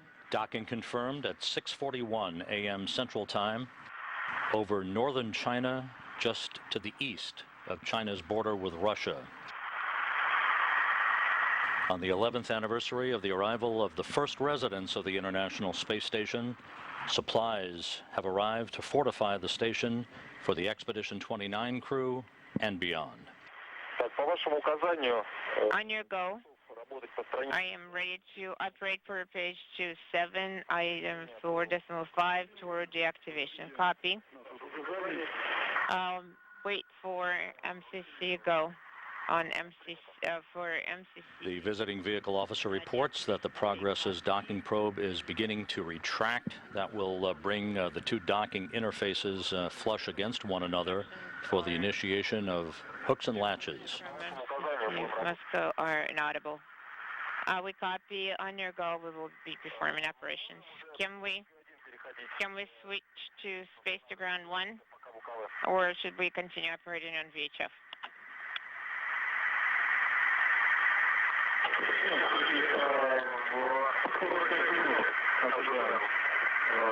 At 45 minutes, we're expecting to transition to another comm mode. Then a clarification on comm panel 3. Should we restore the initial comm configuration? As the post-docking procedures are being executed on board the International Space Station following the link-up of the Progress 45 resupply ship, this view from a balcony camera overlooking the International Space Station Flight Control Room at the Russian Mission Control Center in Korolyov outside Moscow. At 45 minutes. Again, the docking occurred at 6:41 a.m. Central Time, 7:41 a.m. Eastern Time, 248 miles over northern China, just east of the border between China and Russia. We're looking now at the current configuration of the space station. Progress 45 docked to the Pirs docking compartment, and the return vehicle for the current residents of the International Space Station, the Soyuz TMA-02M spacecraft that is docked to the I didn't copy, Andre. space-facing port of the Zvezda service module, the Poisk module. It is docked to the Rosviet module on the Earth-facing port of the Zarya module, the O2M. That is the ride home for Mike Fossum, Sergei Volkov, and Satoshi Furukawa on the evening of November 21st, U.S. time, for a landing just before sunrise, November 26th. Mucksmäuschenstill dürfte es gewesen sein in diesen Sekunden an Bord. Ohne jedes Fahrgestell setzt der Pilot die Maschine auf. Zuerst schlittert die Boeing 767 mit dem Heck über die Landebahn, dann mit dem ganzen Rumpf. Und tatsächlich, die Maschine kommt zum Stehen, ohne auseinanderzubrechen. So schnell es geht, verlassen die Passagiere das Flugzeug. Ich reise sehr viel und ich habe gespürt, dass irgendetwas mit diesem Flugzeug nicht stimmte. Sie versuchten einige Male, das Fahrgestell auszufahren, doch es klappte nicht. Die Menschen waren ängstlich, viele weinten.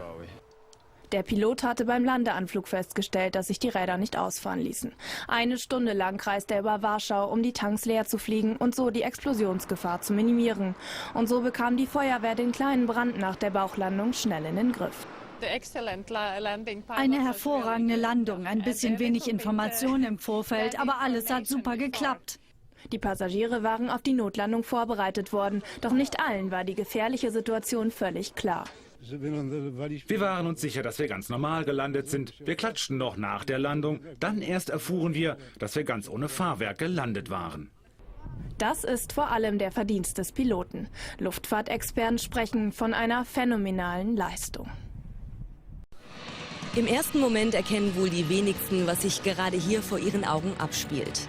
Butterweich setzt die Boeing 767 auf dem Rollfeld in Warschau auf. Doch wer genauer hinschaut, sieht, dass etwas sehr Entscheidendes bei der Landung fehlt: das Fahrwerk. So sanft hatte ich das alles nicht erwartet. Wir dachten, dass wir doch ganz normal gelandet sein müssen. Wir haben sogar noch geklatscht, aber das Fahrwerk war tatsächlich nicht ausgefahren. Exzellente Landung. Der Pilot hat das großartig gemacht. Ich war total überrascht. Ich hatte mich auf eine harte Landung eingestellt und dann haben wir irgendwie aufgesetzt. Und das war's. Die Maschine mit 231 Menschen an Bord war in den USA gestartet. Schon vor Landeanflug bemerkten die Piloten, dass das Fahrwerk klemmte. Eine Stunde kreisten sie über dem Warschauer Flughafen, um den Treibstoff abzulassen und so die Brandgefahr zu verringern. Zusätzlich spritzte die Feuerwehr noch einen Schaumteppich auf die Piste. Zeit, die die Crew nutzte, um die Passagiere auf die riskante Notlandung vorzubereiten. Am Ende aber lief alles glatt, niemand wurde verletzt. Es gehört zur Ausbildung der Piloten, dass man beispielsweise mit dem Ausfall des Fahrwerks oder auch mit dem Ausfall der Triebwerke immer noch landen kann. Und so sind die Flugzeuge auch von den Herstellern konstruiert worden. Warum das Fahrwerk nicht ausfuhr und auch das Notsystem versagte, untersuchen gerade die zuständigen Behörden. Der Kapitän der Maschine und sein Co-Pilot gelten als besonders erfahren. Und mit dieser Notlandung haben sie allen bewiesen, wie gut sie ihren Job machen. Landet bäuchlings auf einem extra für sie ausgerollten Schaumteppich in Warschau. Weil das Fahrgestell sich nicht ausfahren lassen wollte, musste Kapitän Tadeusz Wałna ohne Räder auf dem Bauch über die Landebahn rutschen. Und dabei wurde zum Glück niemand verletzt. Zu so viel Perfektion gratulierte sogar Polens Präsident. Er ist der Held des Tages in Polen, Kapitän Tadeusz Wałna, 53.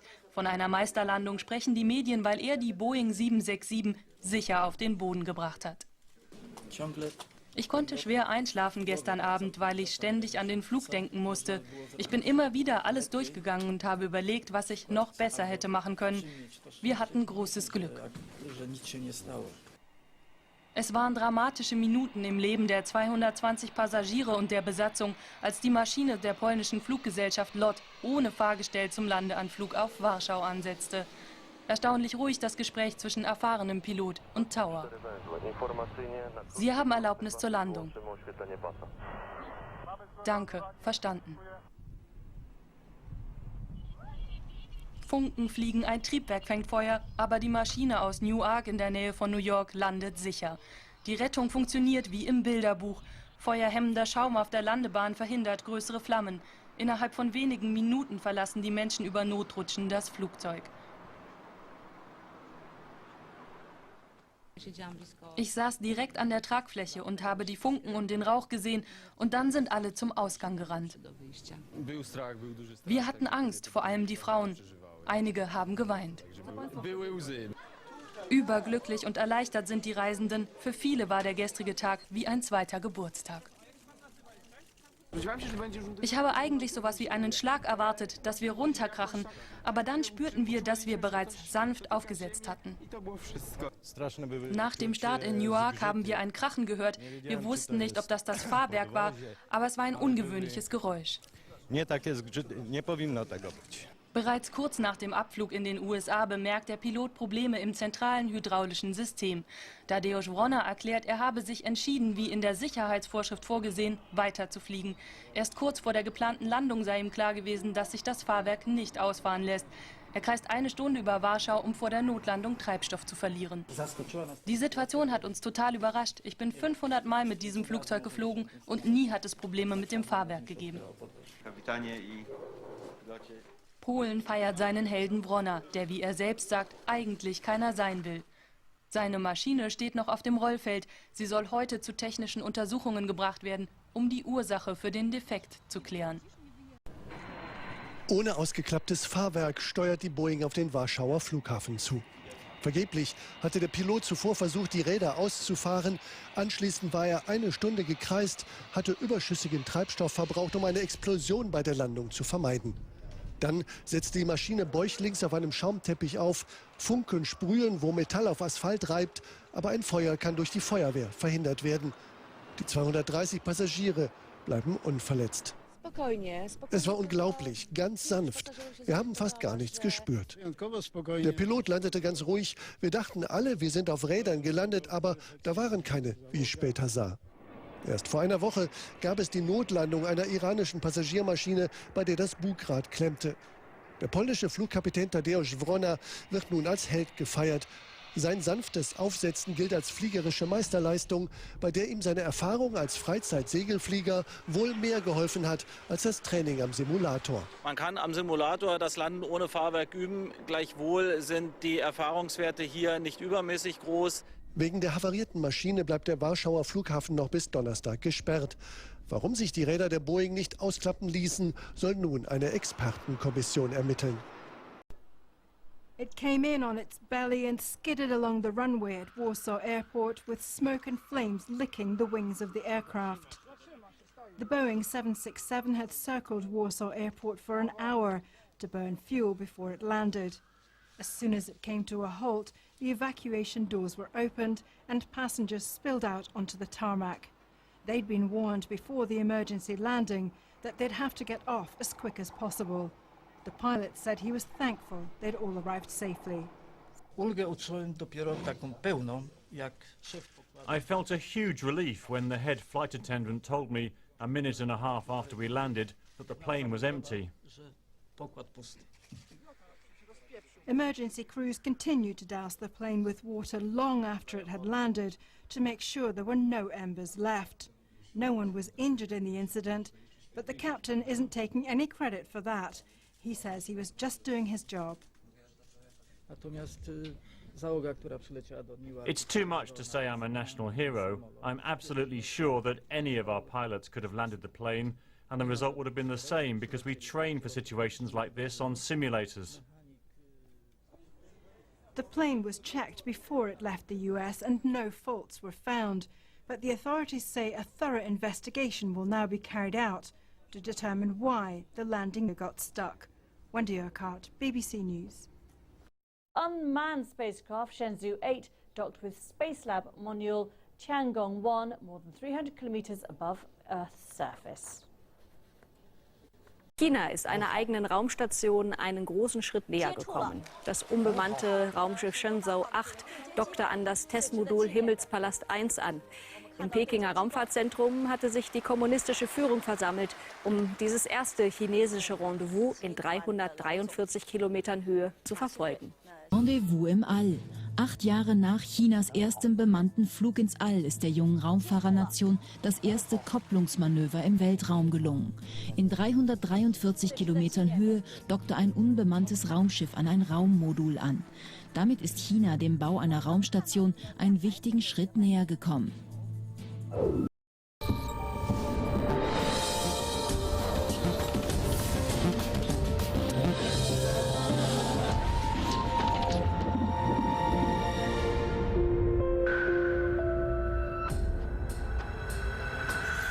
Erfolgreich chinesisches Andockmanöver im All. Hallo und herzlich willkommen bei Nano.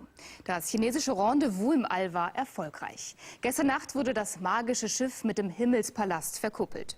Nüchterner ausgedrückt, das unbemannte Raumschiff Shenzhou 8 dockte per Fernsteuerung an das Raummodul Tiangong 1 an. Damit ist China dem geplanten Bau einer Raumstation einen entscheidenden Schritt näher gekommen.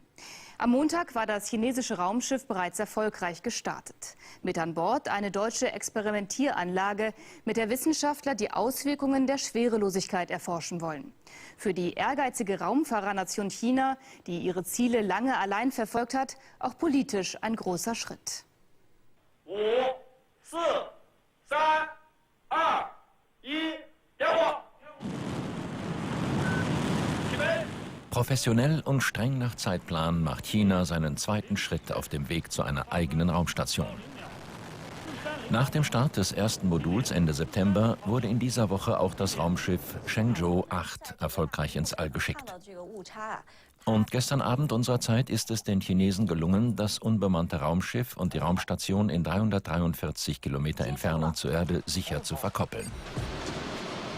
Zum ersten Mal sind bei einem chinesischen Flug ausländische Partner mit an Bord. Die Simbox aus Deutschland ist das Pilotprojekt für die künftige Zusammenarbeit. Die Versuchsanlage enthält 40 Mini-Container, in denen biologische Proben der Schwerelosigkeit ausgesetzt werden. Darunter Pflanzen und Schnecken, Bakterien und sogar menschliche Immun- und Krebszellen. Viel Know-how steckt darin. Für jede der Bioproben gibt es genau dosiert Feuchtigkeit, Licht und Wärme. Deutsche Forscher haben 25 Jahre Erfahrung mit Experimenten im All. Die Chinesen sehen, dass sie noch nicht so viel Erfahrung haben wie wir und versuchen, von unseren Erfahrungen zu profitieren. Und zwar auf eine sehr angenehme, sehr sympathische Art und Weise. Schon heute ist es eine Partnerschaft, von der beide profitieren. Und China ist dabei keineswegs der Juniorpartner.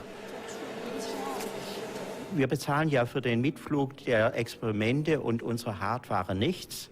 Die ganze Kooperation läuft ja so, dass wir das Gerät liefern und unsere chinesischen Partner die Mission, sprich den Transport und den Betrieb während der gesamten Missionsdauer.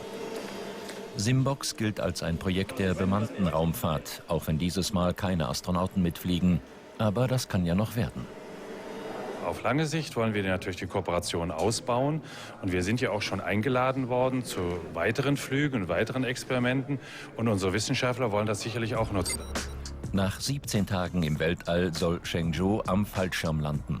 Dann werden die Proben geborgen und gemeinsam ausgewertet. Für China geht es nicht nur um den wissenschaftlichen Wert der Mission, sondern um das politische Signal, dass man nicht Rivale sein will, sondern Partner. Der Blick auf die Erde aus 380 Kilometern Höhe.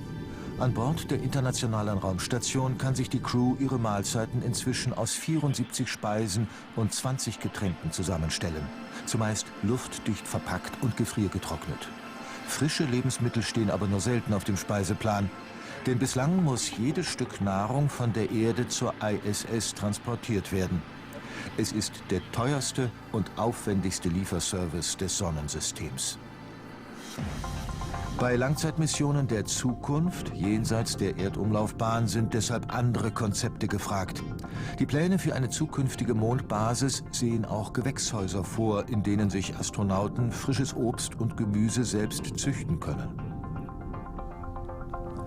Noch drängender wird die Ernährungsfrage bei Missionen zum Mars oder den Saturnmonden. Dann kann nicht jedes Stück Nahrung für jahrelange Reisen fertig mitgeführt werden. Gleichzeitig müssen biologische Abfälle aus Küche und Toiletten entsorgt werden. Eine knifflige Herausforderung. An der Universität München sucht Professor Christian Laforge mit seinem Team deshalb nach Nahrungsketten, die sich für Langzeitmissionen im All eignen. Auf der Erde hat sie die Natur über Jahrmillionen entwickelt und an die Lebensbedingungen angepasst. Die Biologen an der LMU haben sich zum Ziel gesetzt, einfache Systeme zu entwickeln, die auch den Belastungen einer Weltraummission standhalten können. Mit Hilfe solcher Wasserflöhe wollen sie dabei mehrere Probleme von Langzeitmissionen zugleich lösen. Es ist unheimlich teuer, die ganze Nahrung und die ganze Versorgung in den Weltraum zu schicken. Deshalb will man eben modulare Systeme aufbauen, um zum einen die Fäkalien, den ganzen Biomüll und so weiter gleich wieder umzusetzen und in Energie umzuwandeln und eben auch Nahrung zu produzieren. Aus solchen Eiern von Wasserflöhen lassen sich selbst nach Jahren noch neue Populationen züchten. Lange Trockenperioden können die Krebstierchen so überdauern, bis wieder Wasser vorhanden ist. Die Wasserflöhe ernähren sich von Algen, die wiederum nur biologische Abfallstoffe und Licht zum Überleben brauchen. Und beides ist bei Weltraummissionen vorhanden.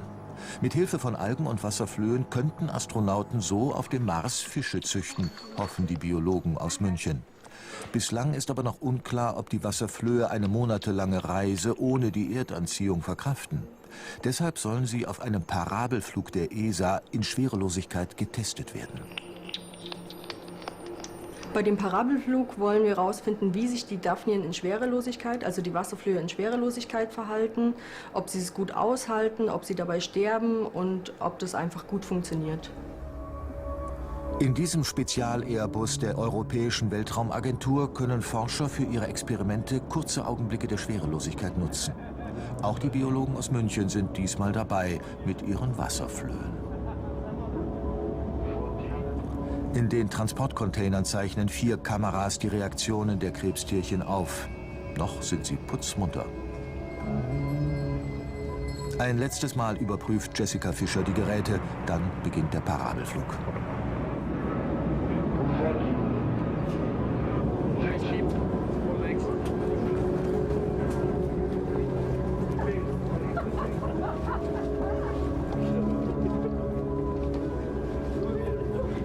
Gerade einmal 22 Sekunden lang dauert die Phase der Schwerelosigkeit während einer Parabel.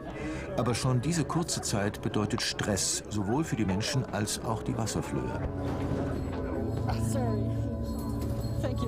Jessica Fischer muss ständig prüfen, ob alle Behälter absolut dicht verschlossen sind, damit kein Wasser entweichen kann.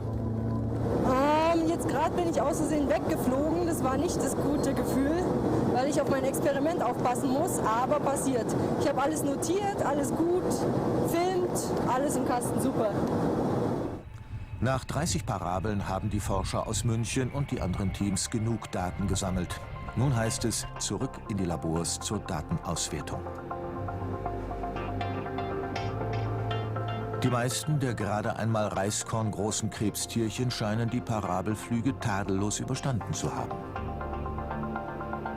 Dieser Wasserfloh ist sogar kurz vor der Eiablage. Auch die Fortpflanzung scheint unter dem Stress der Schwerelosigkeit nicht gelitten zu haben. Mit den Parabelflügen wollte man generell eigentlich nur austesten, ob die Daphnien sich in der Schwerelosigkeit anders verhalten als in ihrem normalen Medium. Und da scheinen die Ergebnisse darauf hinzudeuten, dass sie sich zwar teilweise ein bisschen anders verhalten, also sie können die Schwerkraft schon wahrnehmen, sich aber nicht so verhalten, dass man annehmen würde, dass es irgendwelche Komplikationen in den Lebenserhaltungssystemen geben würde. Bis Wasserflöhe einmal mit zum Mars fliegen können, ist es aber noch ein weiter Weg. Im nächsten Schritt wollen die Biologen Algen, Wasserflöhe und Fische auf einer russischen Raumsonde mitschicken. Zu Langzeittests für kommende Mars-Missionen. Der war mit seinem Wagen gegen einen Feuerwehrhydranten gefahren. Der immense Wasserdruck hiefte das Auto minutenlang in die Höhe. Der Unglücksfahrer kam heil aus seinem Fahrzeug heraus, aber die Feuerwehrmänner staunten nicht schlecht. So eine Unterbodenwäsche haben sie wohl auch noch nicht gesehen. Autowaschen also mal ganz anders. Diese unfreiwillige Unterbodenwäsche bekam ein Fahrzeug in San Diego im US-Bundesstaat Kalifornien. Dort ist ein Mann gegen einen Feuerhydranten gefahren. Der Wasserdruck hiefte das vermutlich gestohlene Auto knapp 2 Meter in die Luft. Laut Augenzeugen kam der Fahrer heil aus dem Auto heraus und flüchtete von der Unfallstelle. Wladimir Zarkow schwebt mit seinem Gleitschirm hoch über der Erde. Plötzlich aber verheddert sich ein Adler in den Leinen des Schirms. Den ganzen dramatischen Flug filmt der Mann mit seiner Helmkamera. In mehreren 100 Metern Höhe kreuzen die 2 Adler die Flugbahn von Wladimir Zarkow. Einer der beiden Raubvögel verfängt sich so fest in den Seilen, dass er den Schirm in Richtung Erde zieht. Der Paraglider ist in Lebensgefahr. Verzweifelt versucht der 24-Jährige, die Kontrolle über sein Fluggerät zurückzugewinnen.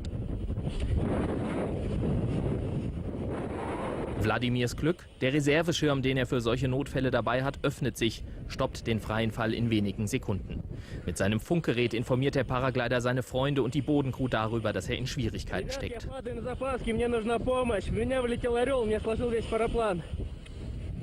Der 24-Jährige stürzt in eine Baumgruppe, der Adler hängt immer noch im kaputten Schirm.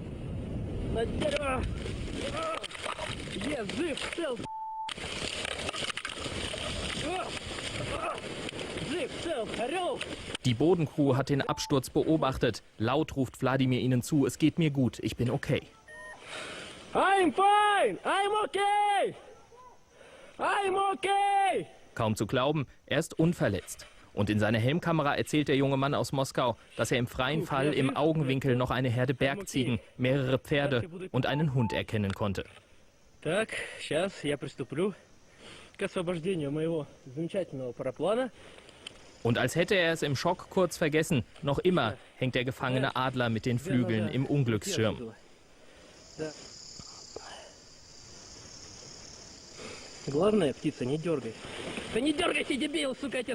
Es dauert noch eine Weile und dann hat sich auch der Raubvogel aus den Seilen gewunden.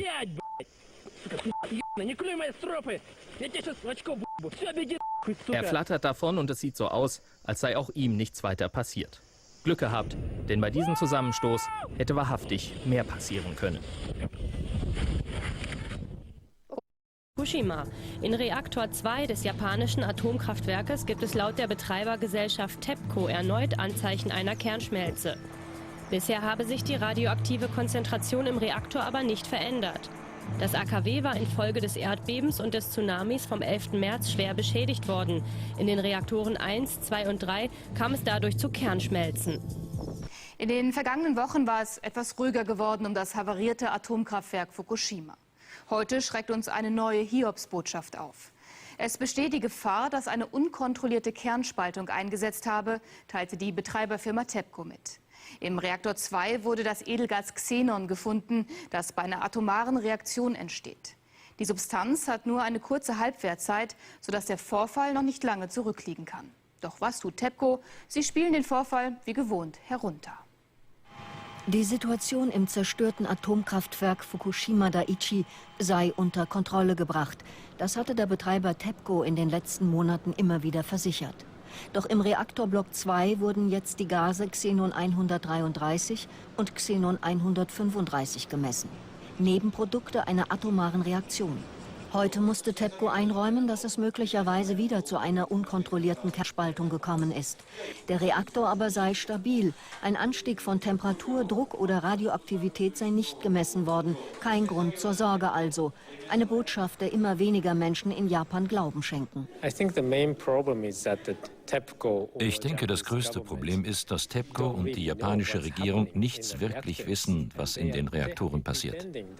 Sie haben es immer nur behauptet. Jetzt sehen wir eine neue Kettenreaktion. Im Grunde wissen sie überhaupt nicht, wie die Situation wirklich ist.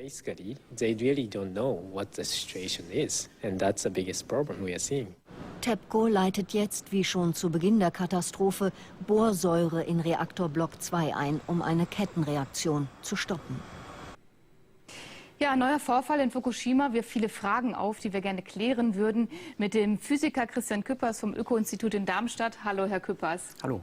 Ja, wir haben es gerade gehört, in Fukushima gab es einen neuen Vorfall. Es soll zu einer unkontrollierten Kernspaltung gekommen sein. Wie würden Sie die Situation vor Ort einschätzen? Ja, zunächst mal ist es so, TEPCO hat Xenon in der Anlage gemessen, 2 kurzlebige Isotope dieses Radionuklids.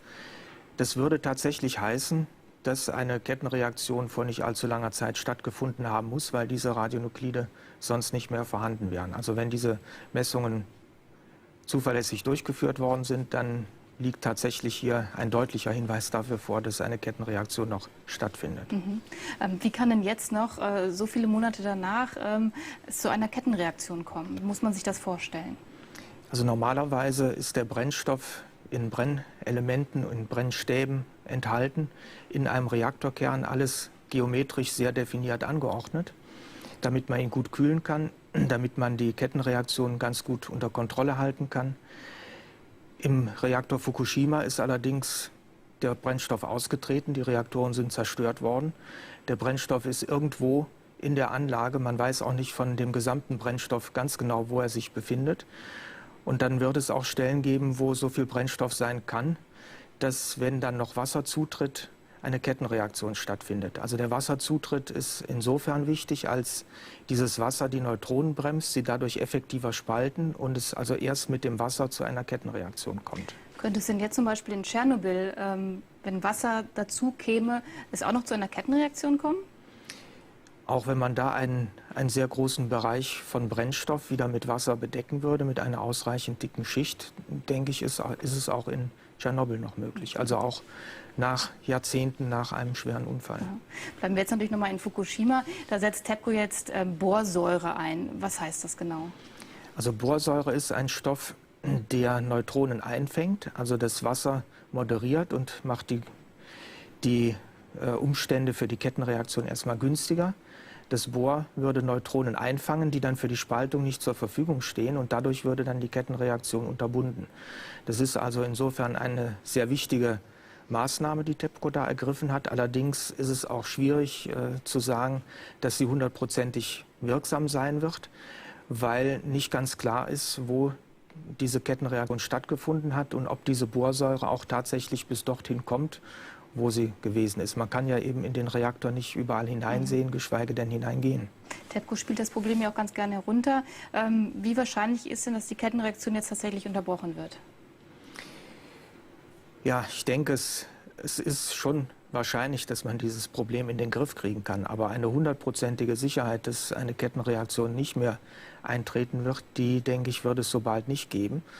Also auch die frühere Ankündigung, dass man Ende dieses Jahres alles unter Kontrolle haben wird, kann man nicht so interpretieren, dass dann die 100%ige Sicherheit besteht, dass da keine neuen Probleme mehr auftreten können, sondern so etwas kann auch noch in Jahren und Jahrzehnten passieren.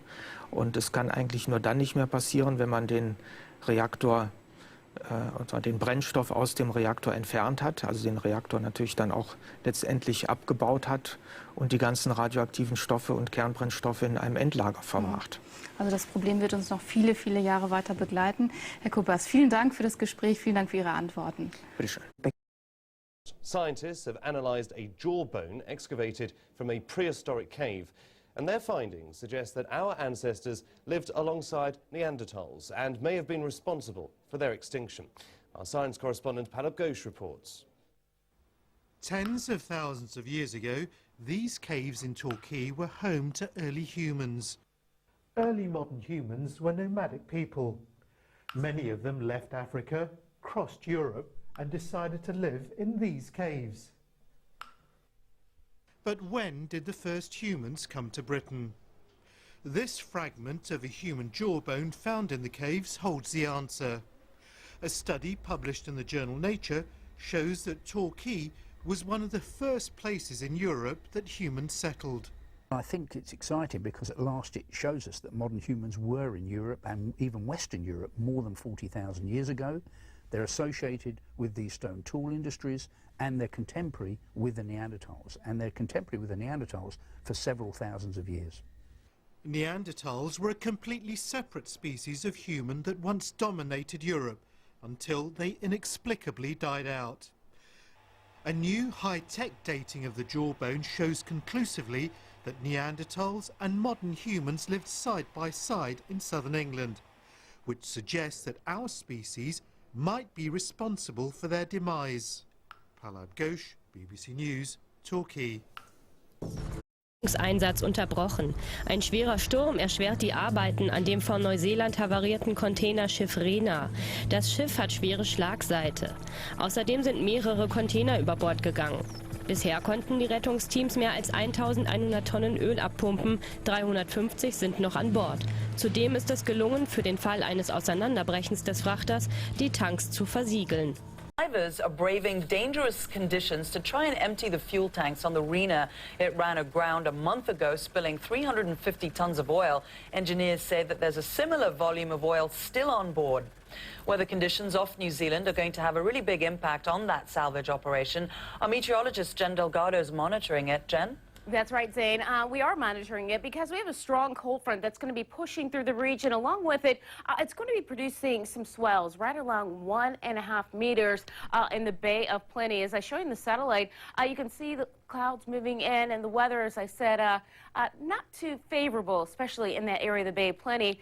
But as we go through tomorrow, things will start to improve. But the problem is, by early next week, it looks like another system coming through could bring conditions back down to not very system pushing through. Meanwhile, across parts of Europe, bad weather out there. We saw Ali's live shot earlier. Well, let me show you some of the winds in northern Mediterranean. You can see for Marseille, winds at 39. For other areas, we're talking winds roughly 30 to 20. And that's because we have a frontal system as well as an area low pressure that's pushing through. And look at all that moisture that's pumping in. It's pulling in that moisture just from the south. And that means heavy rainfall for parts of eastern Spain as well as into southern France and spreading into western parts of Italy. But the problem is with all this moisture out there and some of those hilly areas, we are going to be dealing with flash flooding as well as the threat for mudslides anywhere you're seeing in red, and even for the area of Cannes where the G20 summit is going on, it's going to be not very nice as we go through today as well as tomorrow. I know there's a lot of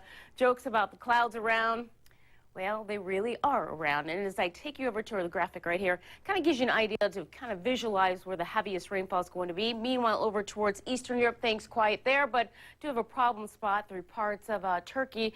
Keep in mind, we're talking the area of Van. They're still trying to recover from that earthquake. We're also talking about some snow in the forecast as we go through the next couple of days. But let me leave you with the forecast for Ken.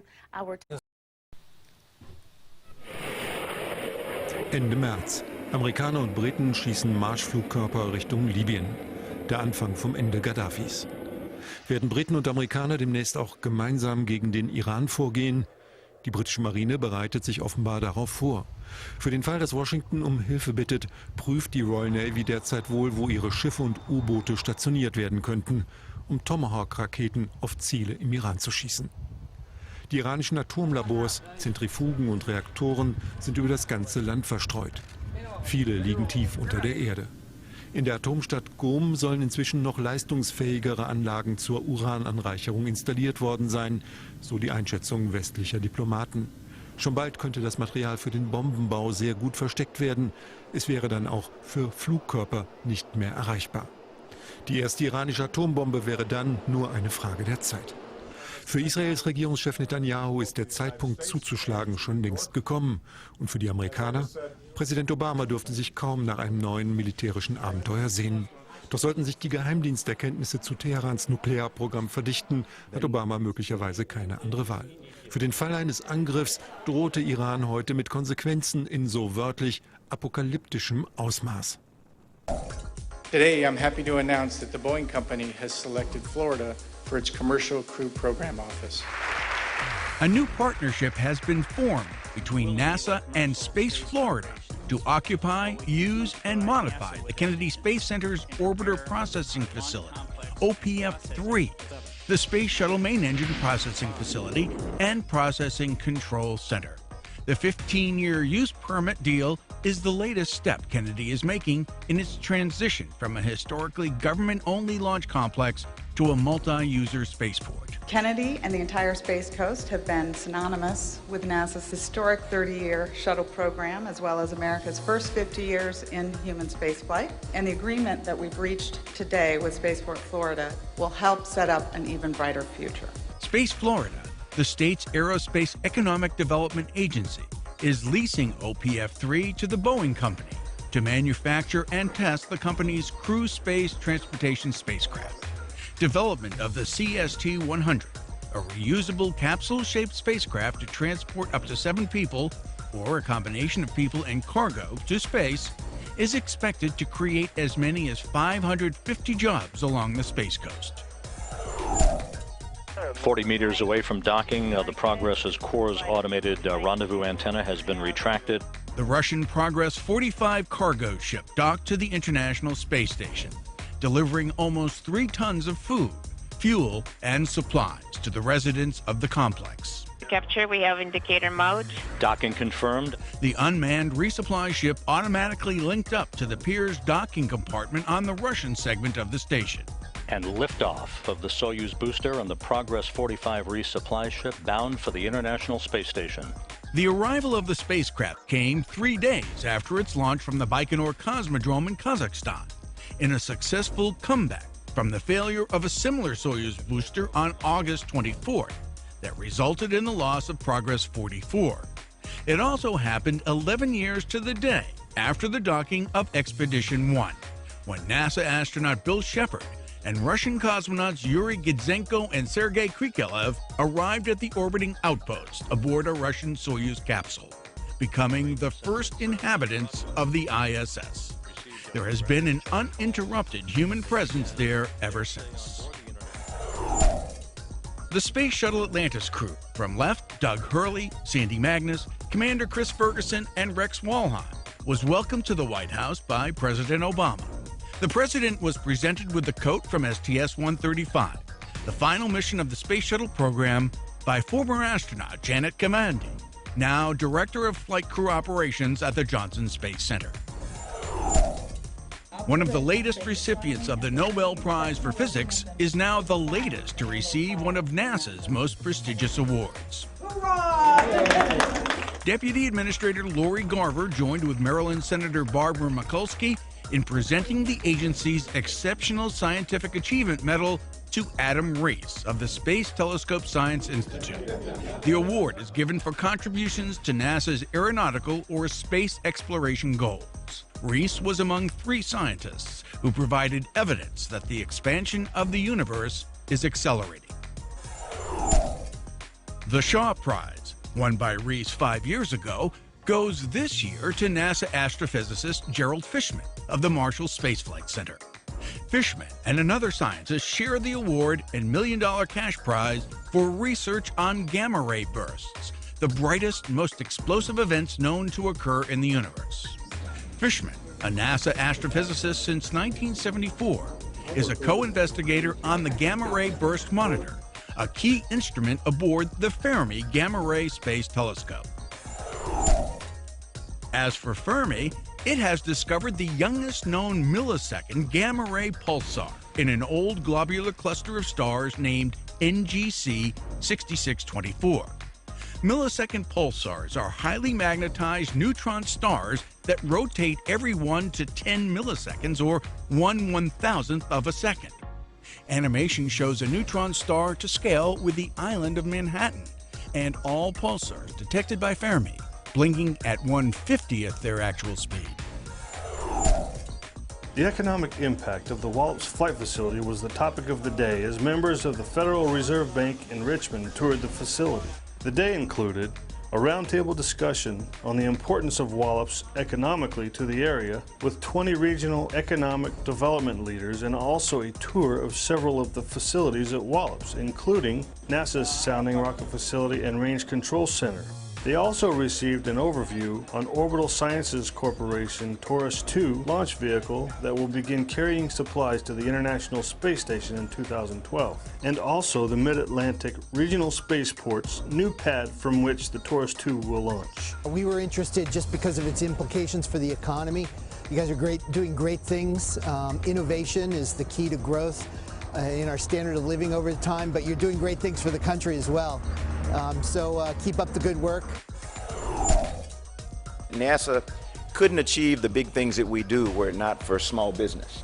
Administrator Charlie Bolden led the list of speakers at NASA's 4th annual Small Business Symposium and Award Ceremony. Small Business Subcontractor of the Year. The 2-day event once again helped inform company executives and employment specialists about opportunities the agency provides for small businesses in exploration and science missions, as well as other programs. It's really a new chapter. And one of the things that's going to fuel that chapter, as you know, is innovation and our entrepreneurs.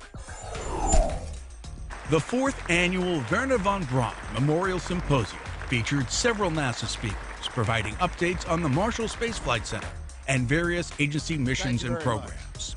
The 3-day event, held at the University of Alabama Huntsville, also hosted panel discussions on a wide range of topics, including NASA's exploration roadmap, energizing commercial space, integrating robotic and human exploration, and national space policy. The Von Braun Symposium is organized by the American Astronautical Society in conjunction with UAA Huntsville, the Huntsville National Space Club, and the Marshall Space Flight Center. Today, we're going to recognize some of our extraordinary colleagues. I want to thank all of you for your outstanding efforts over the past year. The headquarters honor awards ceremony recognized employees who have made significant contributions to the headquarters community. 18 teams and individuals were so honored for their exemplary efforts over the past year. Station Houston on 2 for Mike. Your guest is entering the room and will be calling up shortly. Singer and musician Dusty Hill of ZZ Top toured the Johnson Space Center at the invitation of Expedition 29 Commander Mike Fossum. Well, I'm at the end of my tour. I guess you're near the end of your tour, but I'm closer to home than you are. Hill visited the Mission Control Center, where he spoke with Fossum and flight engineers Sergei Volkov and Satoshi Furukawa aboard the International Space Station. Astronauts Katie Coleman, Dottie Metcalf-Lindenberger, and Steve Robinson who moonlight as amateur musicians for the band Max Q, showed Hill where astronauts train and engineers are developing the next generation of NASA spacecraft. Ein spektakuläres Weltraumforschungsprojekt ist heute erfolgreich abgeschlossen worden. In Moskau endete eine simulierte Mars-Mission. Fast 1,5 Jahre waren 6 Männer aus Europa und Asien in einem Containersystem eingeschlossen. Das Experiment soll Erkenntnisse für einen tatsächlichen Flug zum roten Planeten liefern. Auch die Europäische Weltraumbehörde und das Deutsche Zentrum für Luft- und Raumfahrt waren beteiligt. Ein bisschen klemmt's noch an der Tür, doch dann können sie raus. Die 6 Teilnehmer des Mars 500-Experiments. Insgesamt 520 Tage simulierten 3 Russen, ein Chinese, ein Franzose und ein Italiener den bemannten Flug zum Mars. Blass sehen sie alle aus nach der langen Isolation in diesem Containersystem ohne Tageslicht. Der Kommandant meldet den Abschluss der Mission. Die Teilnehmer sind wohlauf. Wir sind stolz darauf, dass wir zeigen konnten, dass der Mensch zum Mars reisen kann. Wir hoffen, dass wir helfen können, die zukünftigen Raumfahrtmissionen zum Mars vorzubereiten.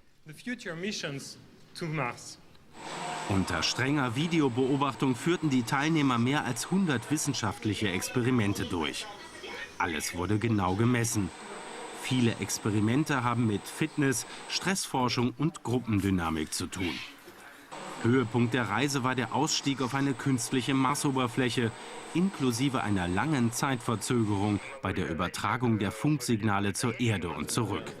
Mars 500 ist auch aus Sicht der beteiligten deutschen Wissenschaftler ein Erfolg.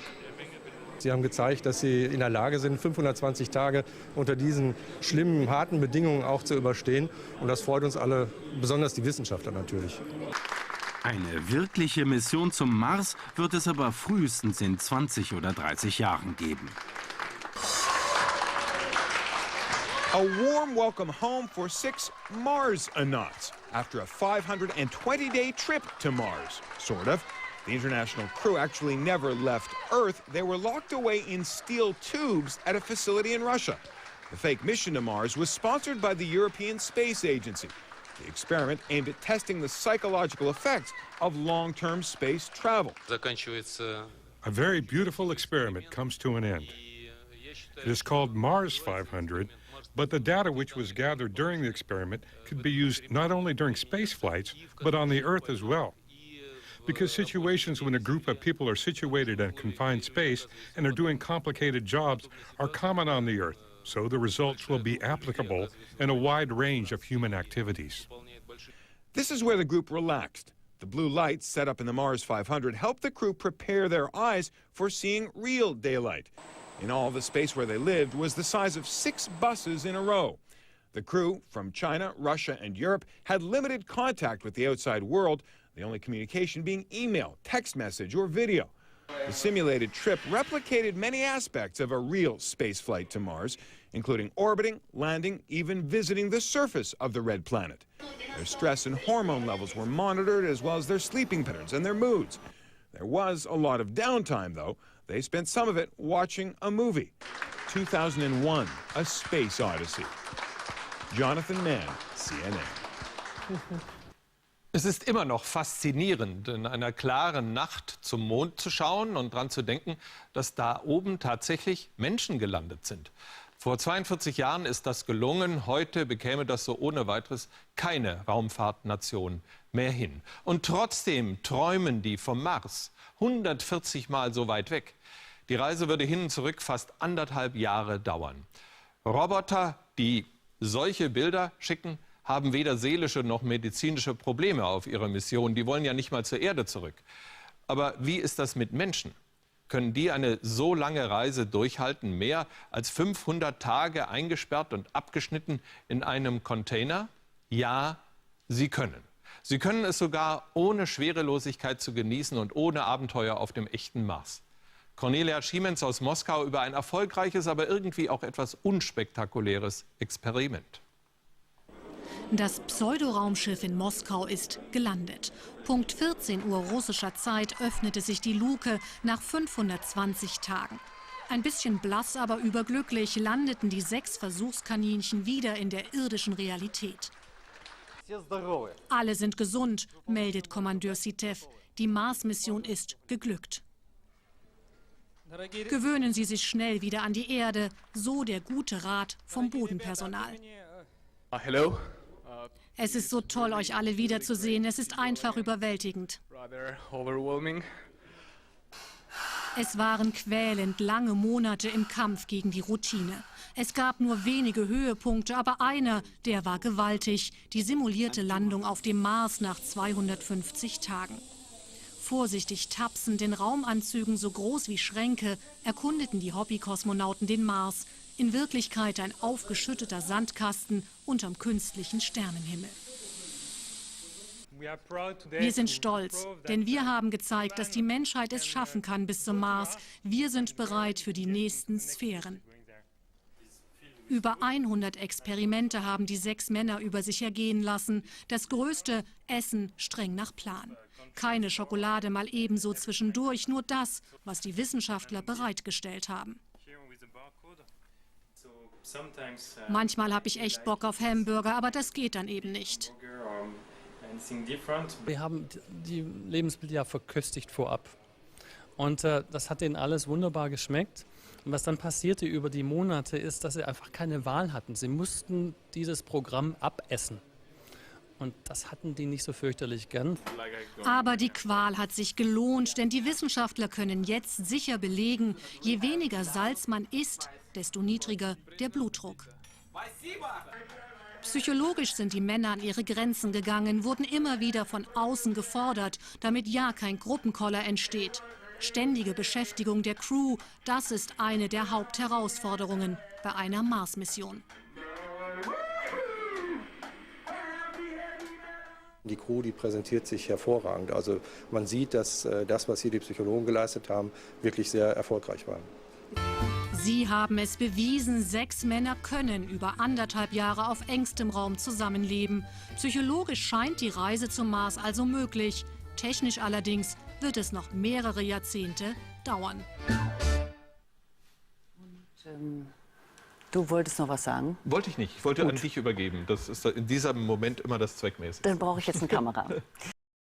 Betreiber des schwer beschädigten Atomkraftwerkes Fukushima bekommt von der japanischen Regierung Milliardenhilfen. Umgerechnet soll TEPCO 8,4 Milliarden Euro erhalten, um die Leidtragenden des Atomunglücks zu entschädigen. Nach Erdbeben, Tsunami und Reaktorunfall mussten vor 8 Monaten Zehntausende die verstrahlte Region verlassen. Die israelische Marine hat erneut 2 Schiffe mit Hilfslieferungen aus der Türkei für den Gazastreifen gestoppt. Pro-palästinensische Aktivisten wollten gegen die Seeblockade vor dem Gazastreifen damit protestieren. Die Aktion verlief laut israelischer Marine friedlich. Im Mai letzten Jahres waren bei einem israelischen Angriff auf eine Gaza-Hilfsflotte 9 türkische Aktivisten erschossen worden.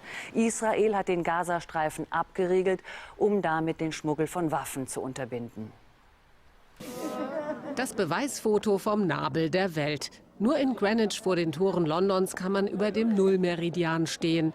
Mit einem Bein auf der westlichen, mit dem anderen auf der östlichen Erdhalbkugel. Alle Uhren der Welt ticken in dem Takt, der von hier aus vorgegeben wird. Wenn die Sonne in Greenwich ihren höchsten Punkt erreicht, ist es 12 Uhr mittags Greenwich Mean Time, also 13 Uhr in Deutschland. Als Fotoobjekt hat der Nullmeridian noch lange nicht ausgedient, jedoch für die Zeitmessung. Schon nächstes Jahr könnte die Greenwich Mean Time, die an die Erdrotation gekoppelt ist, abgelöst werden von der Atomzeit. Die zentrale Atomuhr steht in Frankreich, ausgerechnet beim Erzfeind der Briten. Es ist eben auch eine Machtfrage. Ich finde, das ist ein Verlust. Aber vielleicht, weil ich älter und nostalgisch werde. Einen wissenschaftlichen Grund gibt es nicht. Ich werde jedenfalls traurig sein, wenn es so kommt.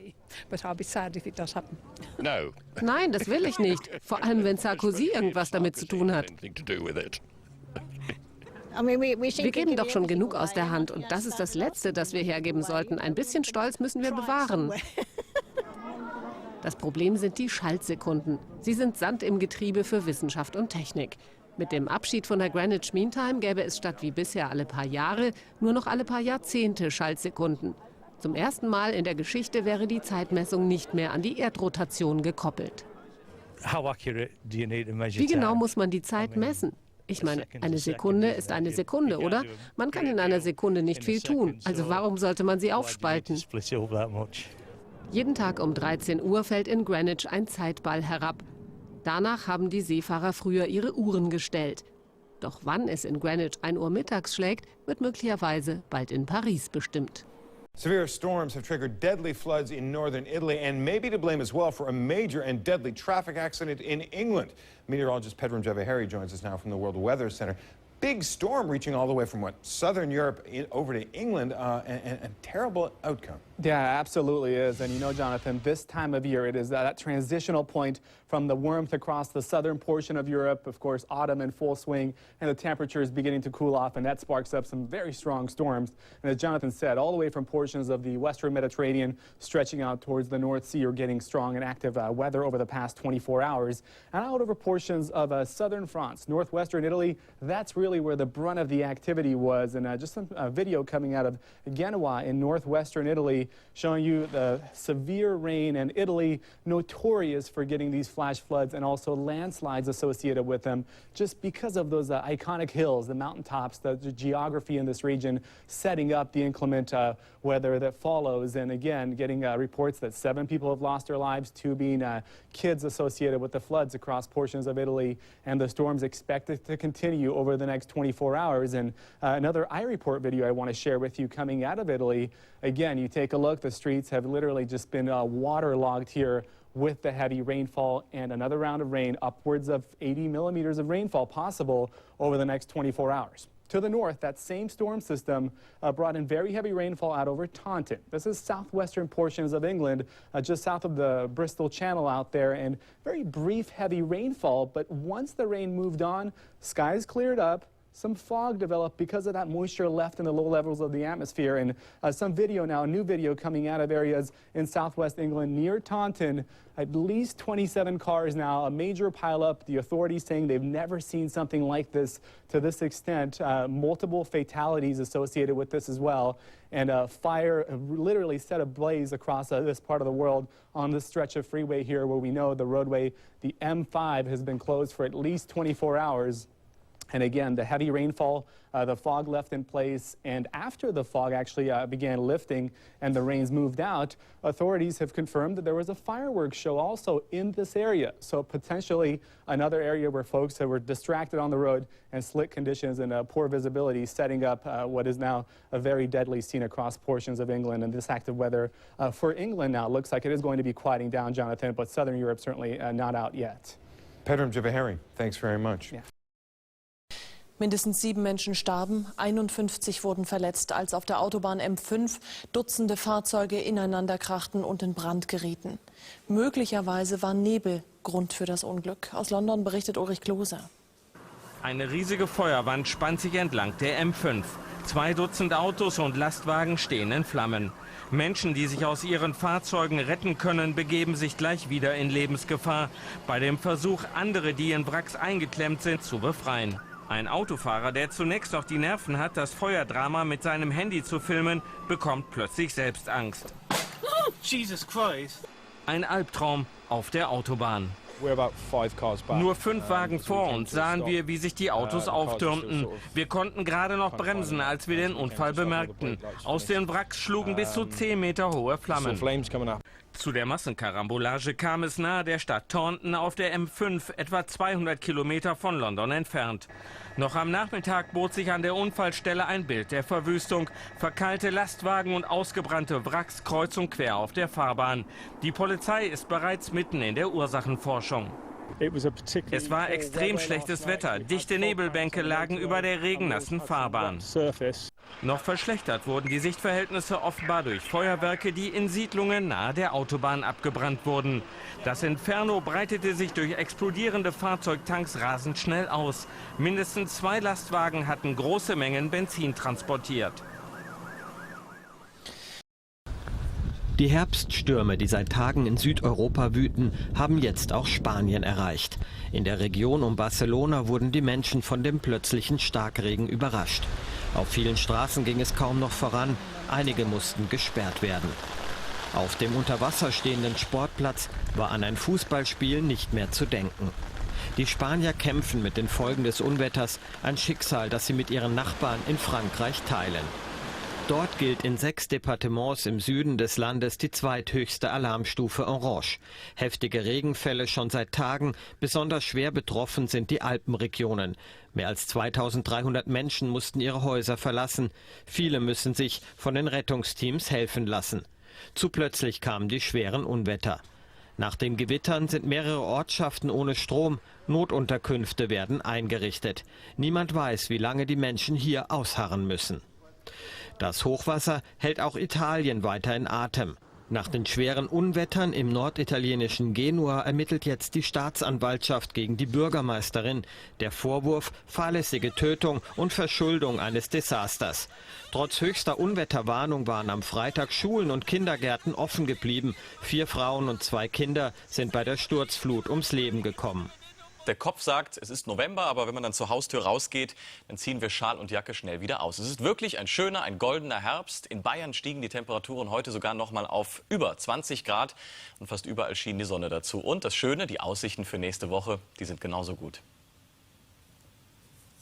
Leicht bekleidet in luftige Höhen aufsteigen, das ist auf dem bayerischen Brauneck im November wohl nur selten möglich. Doch an diesem Wochenende herrschen im Tal tatsächlich bis zu 25 Grad. Kein Wunder, dass manchen Gipfelstürmern dieses traumhafte Wetter ein bisschen unheimlich ist. Ein bisschen merkwürdig ist es schon, aber gegen die Natur kann man nichts machen. Das ist die Natur und wenn sie uns das gibt, dann genießen wir das. Nachher das schöne Wetter und wer weiß wie lang noch. Also von daher sind wir aus der Gegend hier und sind hier rauf.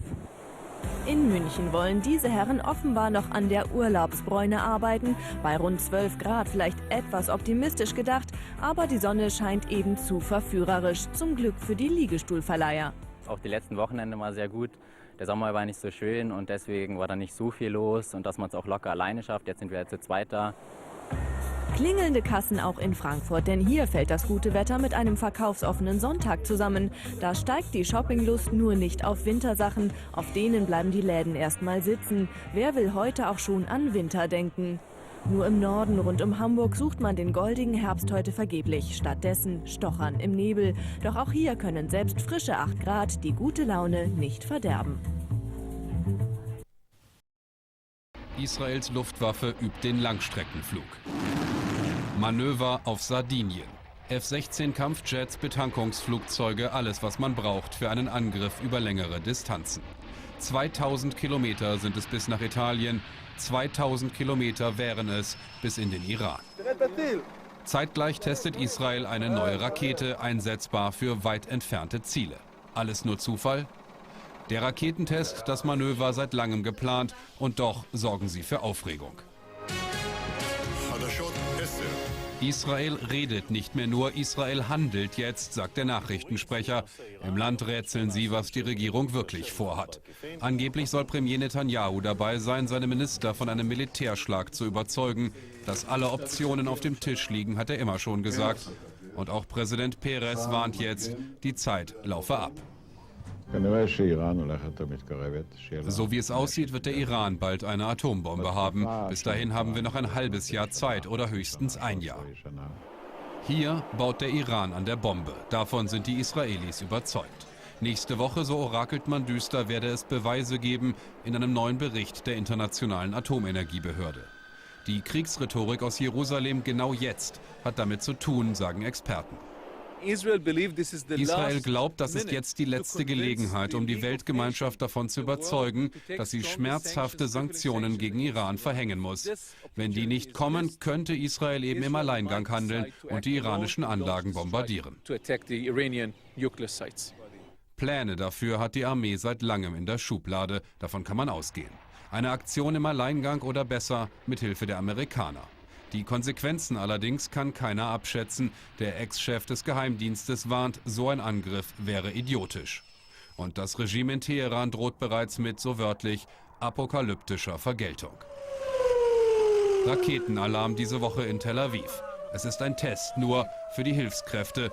Was wirklich passiert, wenn das Ernstfall würde, noch möchte sich das hier keiner ausmalen.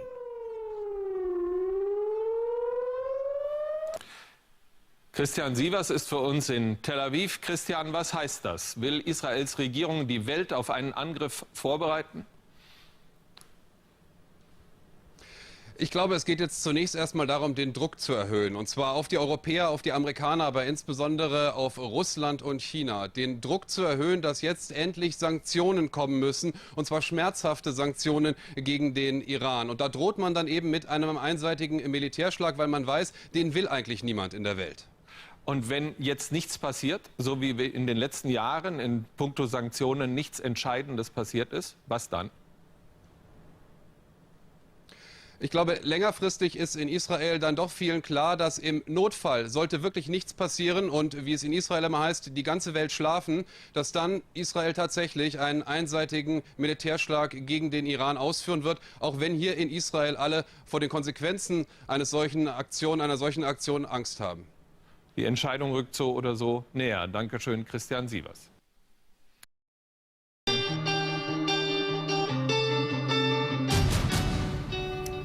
Welcome back. Well, within the next few days, the UN's atomic watchdog is expected to issue its most detailed report yet on Iran's nuclear program. Diplomats tell CNN State Department producer the report will indicate Tehran is intent on weapons development. She spoke with Anna Koren just a short time ago. It's the most damning evidence to date that Iran has been working on weaponizing its nuclear program. You know that Iran has been saying its program is for peaceful purposes, for medical research and things like that. But we understand from diplomats briefed on the report that this has the most specific evidence to date that Iran's program is not for peaceful purposes, but is working towards a nuclear weapon and weaponizing it, even computer models for a nuclear warhead. So diplomats we talk to say that nobody can, it's an irrefutable case, as they say. Elise, there are obviously concerns that this could stoke tensions in the Middle East. It follows media speculation that Israel is considering potential strikes against Iran's nuclear sites. What is the potential fallout of the information in this report? Well, it's certainly going to exacerbate this drumbeat that we've been hearing about going to war with Iran. The United States have been reports that the U.S. and Britain and Israel indeed are considering military action. The U.S. is saying it's focusing on diplomatic means, furthering economic sanctions and tougher measures at the UN, perhaps. But there are reports that the Israeli government, Prime Minister Netanyahu and Defense Minister Barak have been talking to the cabinet about a possible strike.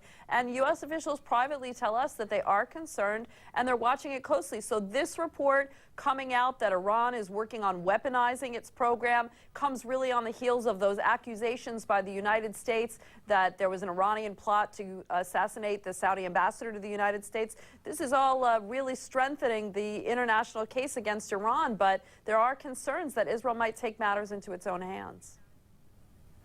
Elise, Russia and China have made it perfectly clear that the information in this report could hurt any chance of further diplomacy. Is this the point of no return, do you think?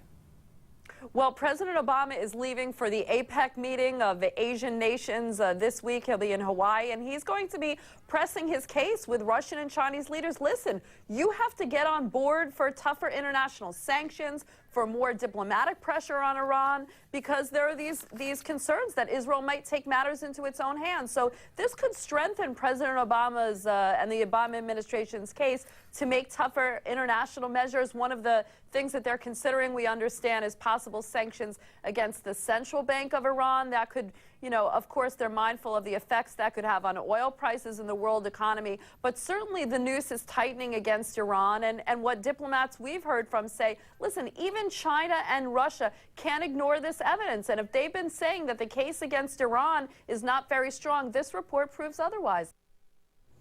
And while many Western lawmakers favor a tough stance towards Iran, one U.S. lawmaker is offering up a different approach. Texas Congressman Ron Paul is a Republican candidate for president and says Washington should not overreact towards Tehran. Listen.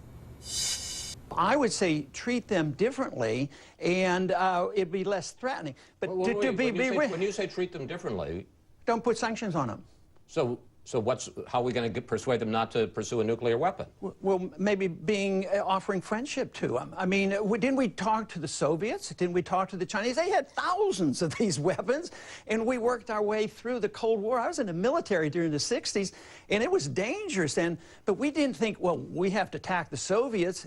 They had capabilities. The Iranians can't even make enough gasoline for themselves. For them to be a threat to us or to anybody in the region, I think it's just blown out of proportion. The US and Iran haven't had diplomatic relations in more than 3 decades. An explosive new article in The Atlantic magazine suggests the US and others should be concerned about Pakistan's nuclear weapons. The author told CNN's Fareed Zakaria about the potential security risk. The SPD, this Pakistani army branch, gets a call from General Kiani, who's the most powerful figure in the country, the chief of army staff, and basically says to them, do we know for sure that these weapons are secure? Not from jihadists, which is what the world worries about, but from America.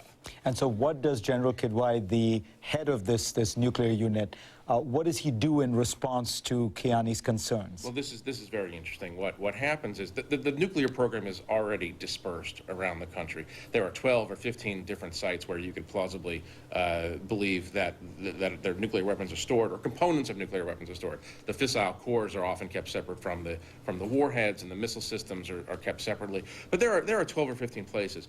And when these nuclear warheads and when the fissile material is when they're on these bases, they're fairly secure. Although, of course, as we know, even very recently, many Pakistani military bases do get attacked by the Taliban and by other groups, sometimes very successfully. But they're fairly secure. But one of the Pakistani doctrines to keep these weapons safe and away from prying eyes, not only America's but India's, is to move them around the country. Sometimes they're moved by helicopter, but often they're moved by road. And what happened after Abbottabad was the pace of this movement increased. In other words, they accelerated the velocity of this shell game, if you will. And here's the really troubling aspect of this. There are 2 ways you can do this, obviously. You can have huge armored convoys that are driven at night, well protected, moving weapons and components. But of course that draws attention, not only the attention of jihadists or whoever might be interested, but spy satellites and et cetera. So what happens is very often these warheads and fissile material are moved around in the equivalent of delivery vans. Like UPS trucks, basically. You wish. I mean, UPS would probably do a fairly good job of it. It's an open question about how good a job is being done. Now, obviously, if the intelligence is good, if they have good operational security on the movement of these trucks, let's put aside the issue of how dangerous Pakistani roads are on a daily basis, but put that aside. If they have good operational security, then no one knows where these trucks are going at any given moment. But because we know that the Pakistani military has been infiltrated to some degree by people who are sympathetic to organizations like the Taliban, that's a whole other level of worry. Former Pakistani President Pervez Musharraf says his country's nuclear weapons are secure. And you can watch that part of the interview at cnn.com/GPS.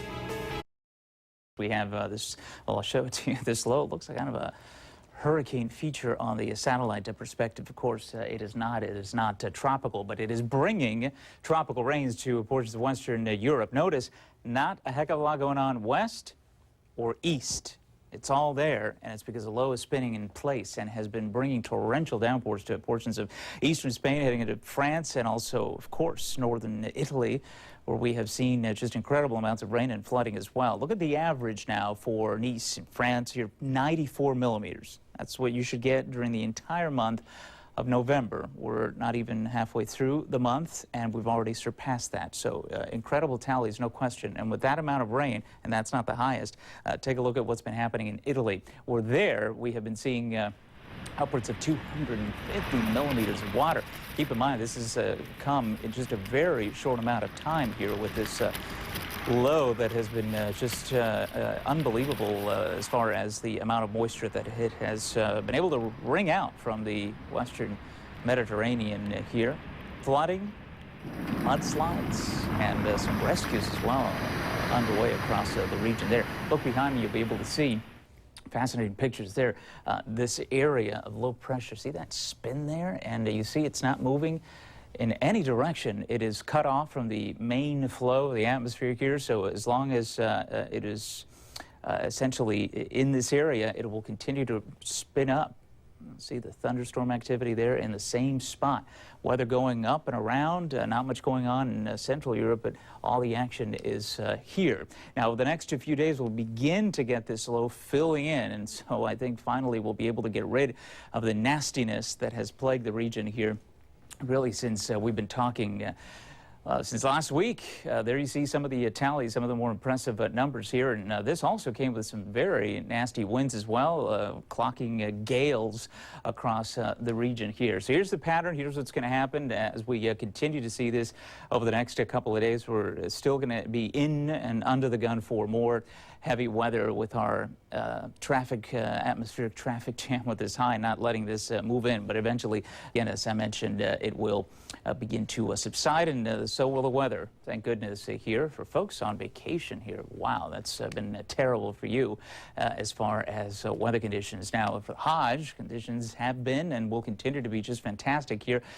Overnight temperatures in the low 20s, I think highs in the mid to upper 30s. Pretty typical stuff, so really nothing anomalous ongoing across the Mecca here with fantastic weather the next few days. Rosemary. All right, thanks as always, Ivan. Well, the Duke and Duchess of Cambridge are planning an upgrade. Prince William and Catherine will be moving soon to a grand apartment that was once home to the Queen's late sister, Princess Margaret. CNN's royal correspondent Max Foster checks the London layout. They already have an apartment at Kensington Palace, but next year the Duke and Duchess of Cambridge are upgrading to a residence more fitting for a future King and Queen. Apartment 1A was last used by the current Queen's sister, Princess Margaret. According to the palace's website, apartment 1A is large enough to seat 40 people for lunch, or 60 standing. It's described as a large suite of rooms, but no official pictures are being released. The British newspapers have managed to dig out some images of the interior. The property is currently being used as an exhibition space, entertainment venue, offices and storage. But due to large amounts of asbestos and outdated plumbing and wiring, the space is uninhabitable. The residence was last renovated in the 1960s by Princess Margaret and Lord Snowdon shortly after their wedding. The Duke and Duchess of Cambridge will be updating it to their own style over the next year. Taxpayers will pay for the structural work. The royal family will cover decoration costs and furnishings. Catherine's a hands-on creative, so will no doubt be heavily involved in any design work. The more modest apartment they currently use at Kensington won't lie empty. Prince Harry will be taking that one on. And all the staff who work for the young royals will be relocated here. Kensington Palace replaces St James's Palace as the official royal household of Prince Harry, William and Catherine. Both princes have now moved back into their childhood palace, the one they shared with their mother, Diana. Max Foster, CNN London. I'm Rosemary Church. Make sure you stay in touch on Twitter at RosemaryCNN. You're watching CNN, the world's news leader. Now stay tuned for World Sport. Still to come on Newsstream, incoming. This asteroid, it's the size of an aircraft carrier, is approaching Earth. And we'll talk to a NASA scientist who is studying this rare celestial sight.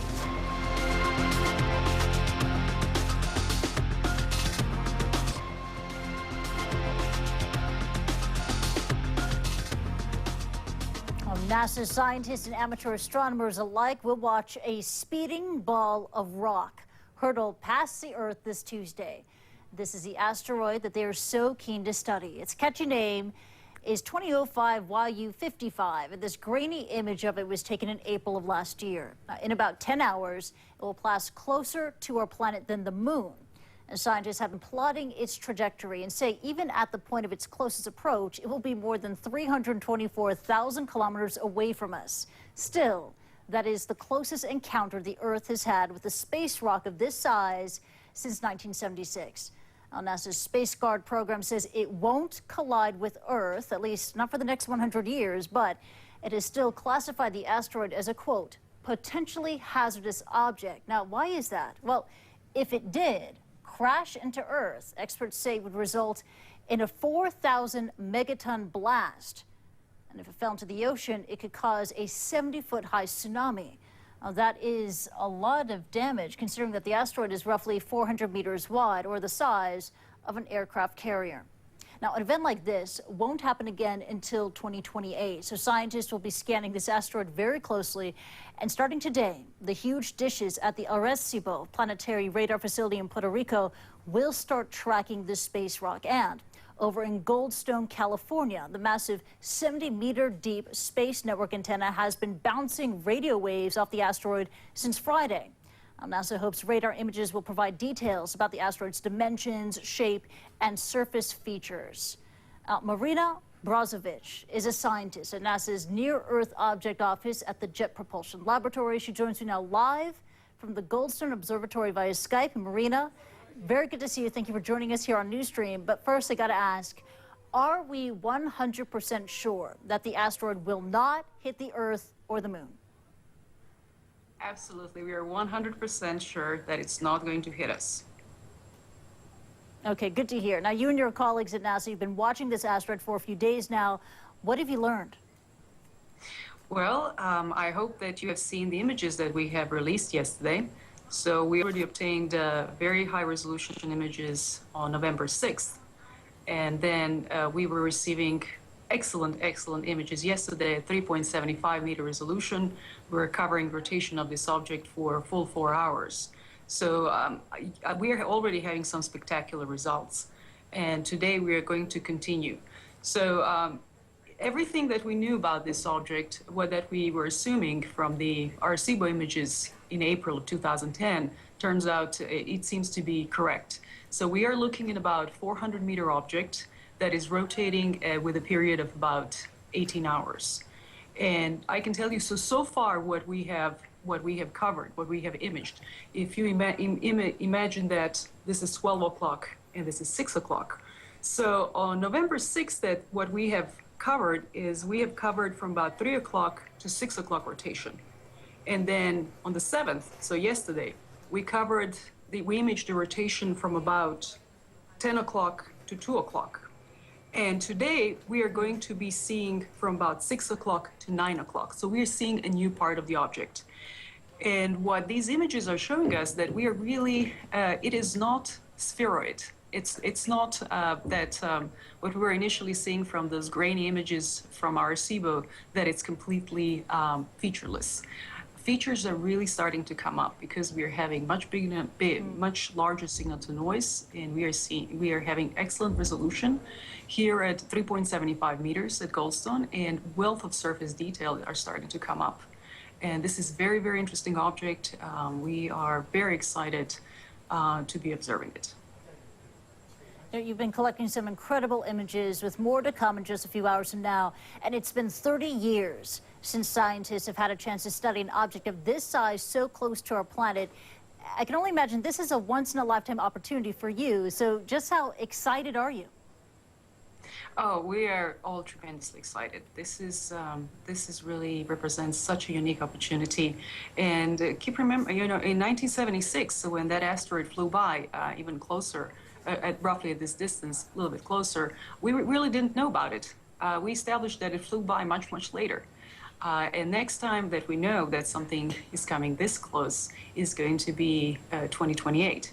So we have a way to go. But I just want to point out that every couple of years we do get a chance to observe something extremely interesting and put thousands of pixels on the object. And it doesn't even come, radar is a very powerful tool. And the asteroid doesn't even have to come this close in order for us to achieve high resolution images and something that can be compared only to a spacecraft flyby. So I do hope that we will have many opportunities to obtain really high resolution images of our cosmic neighbors.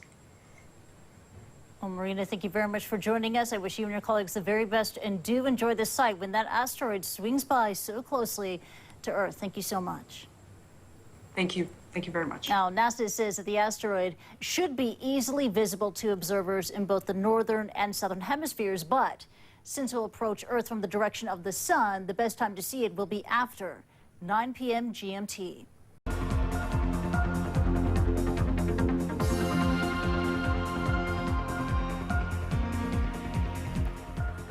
You just saw Newsstream on Twitter, but now you can follow us on Google Plus as well. Just type plus Newsstream CNN to Google Plus, and you can find us. Now, our more avid fans might recall that this is not the first time we've had a page on Google Plus, but our page was deleted along with many other companies because Google said that its social network was for people, not businesses.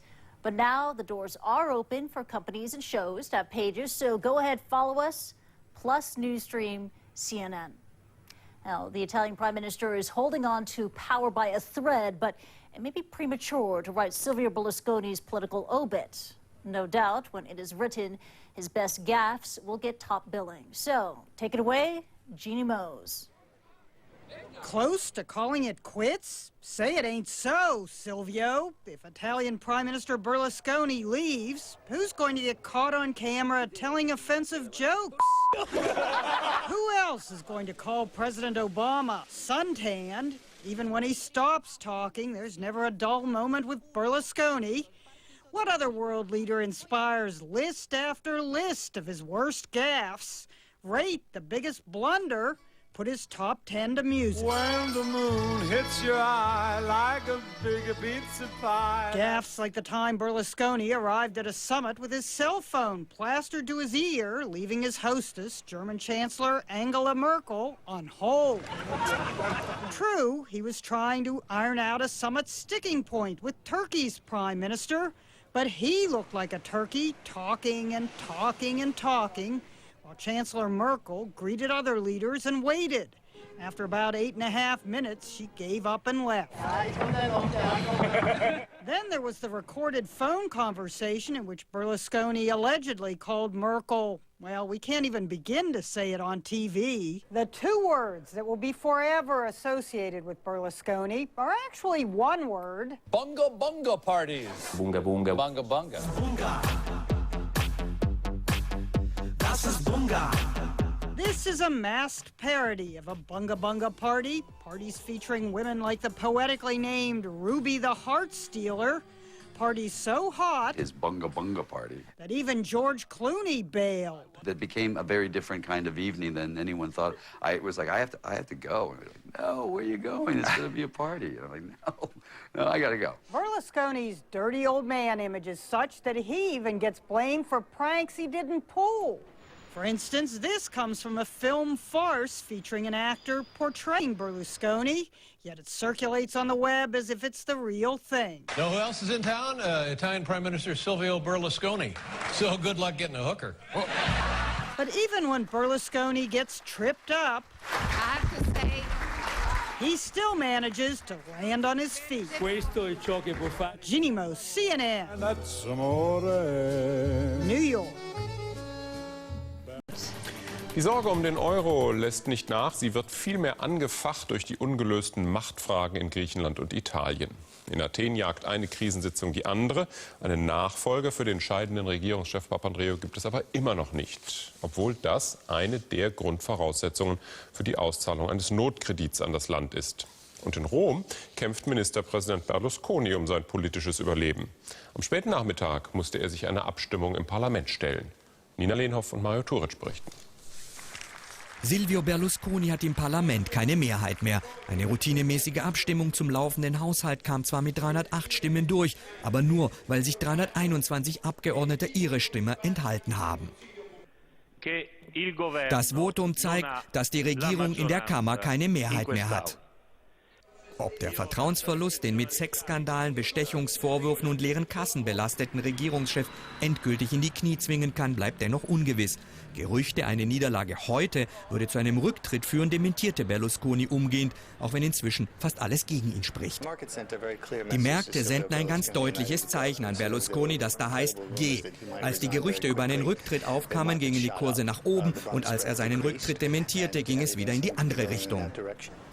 Um das Euroland Italien vor einem weiteren Verfall zu bewahren, muss das Land seinen Sparkurs künftig von EU und Internationalen Währungsfonds überwachen lassen. Eine Erniedrigung für viele Italiener, was sie dem Regierungschef persönlich ankreiden. Ich denke, ohne Berlusconi wäre alles viel besser hier, sagt diese Frau. Im Sinne Italiens sollte er jetzt gehen, ob er will oder nicht.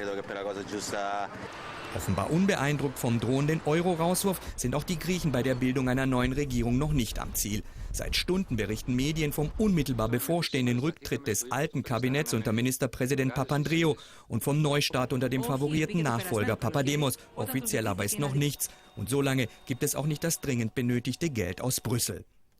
Wie es aussieht, werden die politischen Turbulenzen in Athen und Rom die Nerven der restlichen Europartner noch länger strapazieren. Guten Abend, liebe Zuschauer, herzlich willkommen. Es wird eng für Italiens Regierungschef Berlusconi. Im Parlament steht er ohne absolute Mehrheit da. Sein Koalitionspartner fordert ihn offen auf, beiseite zu treten. Der Skandalpremier aber klammert sich an die Macht. Italien drückt eine gewaltige Schuldenlast und Berlusconis Regierung ist es bisher trotz vieler Sparankündigungen nicht gelungen, Investoren und Finanzmärkte zu beruhigen. Die heutige Parlamentsabstimmung über den Haushalt könnte für Berlusconi der Anfang vom Ende gewesen sein. Das Ergebnis der Abstimmung heute eine herbe Niederlage für Berlusconi. Nur 308 Stimmen. Obwohl das Haushaltsgesetz angenommen wurde, hat die Regierung keine eigene Mehrheit mehr. 321 enthielten sich oder erschienen erst gar nicht. Ich werde kämpfen bis zum Letzten, hat er im Vorfeld angekündigt. Er wolle den Abgeordneten ins Gesicht sehen, die gegen ihn stimmen. Der Druck enorm, selbst vom eigenen Koalitionspartner. Wir haben ihn aufgefordert, einen Schritt beiseite zu gehen. Bisher hat er das immer ausgeschlossen. Direkt nach der Abstimmung drohte auch die Opposition mit einem Misstrauensantrag. Italien müsse wieder an Glaubwürdigkeit zurückgewinnen. Wenn Sie noch einen Rest von Verantwortungssinn haben gegenüber Italien, dann reichen Sie den Rücktritt ein. Nach dem Ergebnis zog sich Berlusconi zu einem Krisengipfel zurück mit den Spitzenvertretern seiner Partei und dem Koalitionspartner. Man müsse jetzt schnell reagieren, sagte er. Neben einem Rücktritt wird er möglicherweise auch eine weitere Vertrauensabstimmung fordern. Schließlich sei es ja heute nicht um seine Person gegangen. Die Tage von Silvio Berlusconi als Ministerpräsident scheinen gezählt.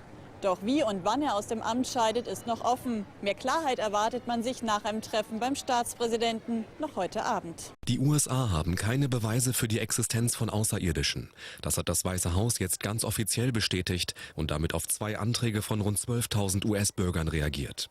Die hatten gefordert, dass die Existenz außerirdischen Lebens formell anerkannt wird. In Amerika war seit Jahren darüber spekuliert worden, dass die Regierung Erkenntnisse über fremdes Leben im Weltall nicht veröffentlicht. Und damit schönen guten Abend.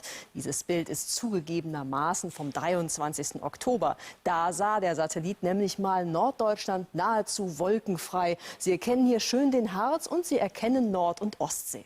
Nord- und Ostsee, die haben aber ganz unterschiedliche Farben. Die Ostsee, die ist hier fast schwarz, dunkelblau. Und die Nordsee, die ist viel schlammiger, sieht richtig grün aus, zum Teil matschig braun. Woran liegt das? Das liegt an den Sedimenten, die die Flüsse mit in die Nordsee hereintragen und daran, dass die Nordsee so flach ist. Gezeitenströme und Sturm sorgen dafür, dass die Sedimente immer wieder aufgewirbelt werden. Und weit draußen auf der Nordsee, da sehen wir hier so eine grüne Färbung, das sind die Kleinstlebewesen, die Algen. Und damit zurück zum aktuellen Wetter bei uns. Wir haben es nach wie vor mit einem Hoch zu tun, nämlich mit Hoch Xenia. Und das Tief Rolf, das ja über viele Tage für diese Unwetter in Südfrankreich und Italien gesorgt hat, das löst sich jetzt glücklicherweise bis morgen Abend auf. Auf der anderen Seite aber gibt es ein Schneetief über Osteuropa. Und das hat dafür gesorgt, dass es jetzt schon kräftig geschneit hat in Georgien. Heute 50 cm Schnee dort. Und wie Sie sehen, schneit es da auch morgen noch weiter. Ganz klar, dort Dort liegen die Temperaturen schon im winterlichen Bereich. In Osteuropa 0 bis 5 Grad sind es. Temperaturen bis 25 Grad finden sich dagegen am Mittelmeer oder auch auf den Kanarischen Inseln. Aber selbst bei uns am Alpenrand gab es heute noch mal bis zu 21 Grad. Wenn sich der Nebel auflöste, das tat er nicht überall, aber die meisten von uns konnten sich doch über viel Sonnenschein freuen. Wer im Jahr 1450 die Welt umsegelt hätte, wäre erstaunt gewesen über die Blüte und den Reichtum fremder Kulturen. Die Ming-Dynastie in China oder das Osmanische Reich im Nahen Osten. Niemand wäre auf die Idee gekommen, dass Europa einmal die Welt beherrschen würde. Und doch passierte genau das.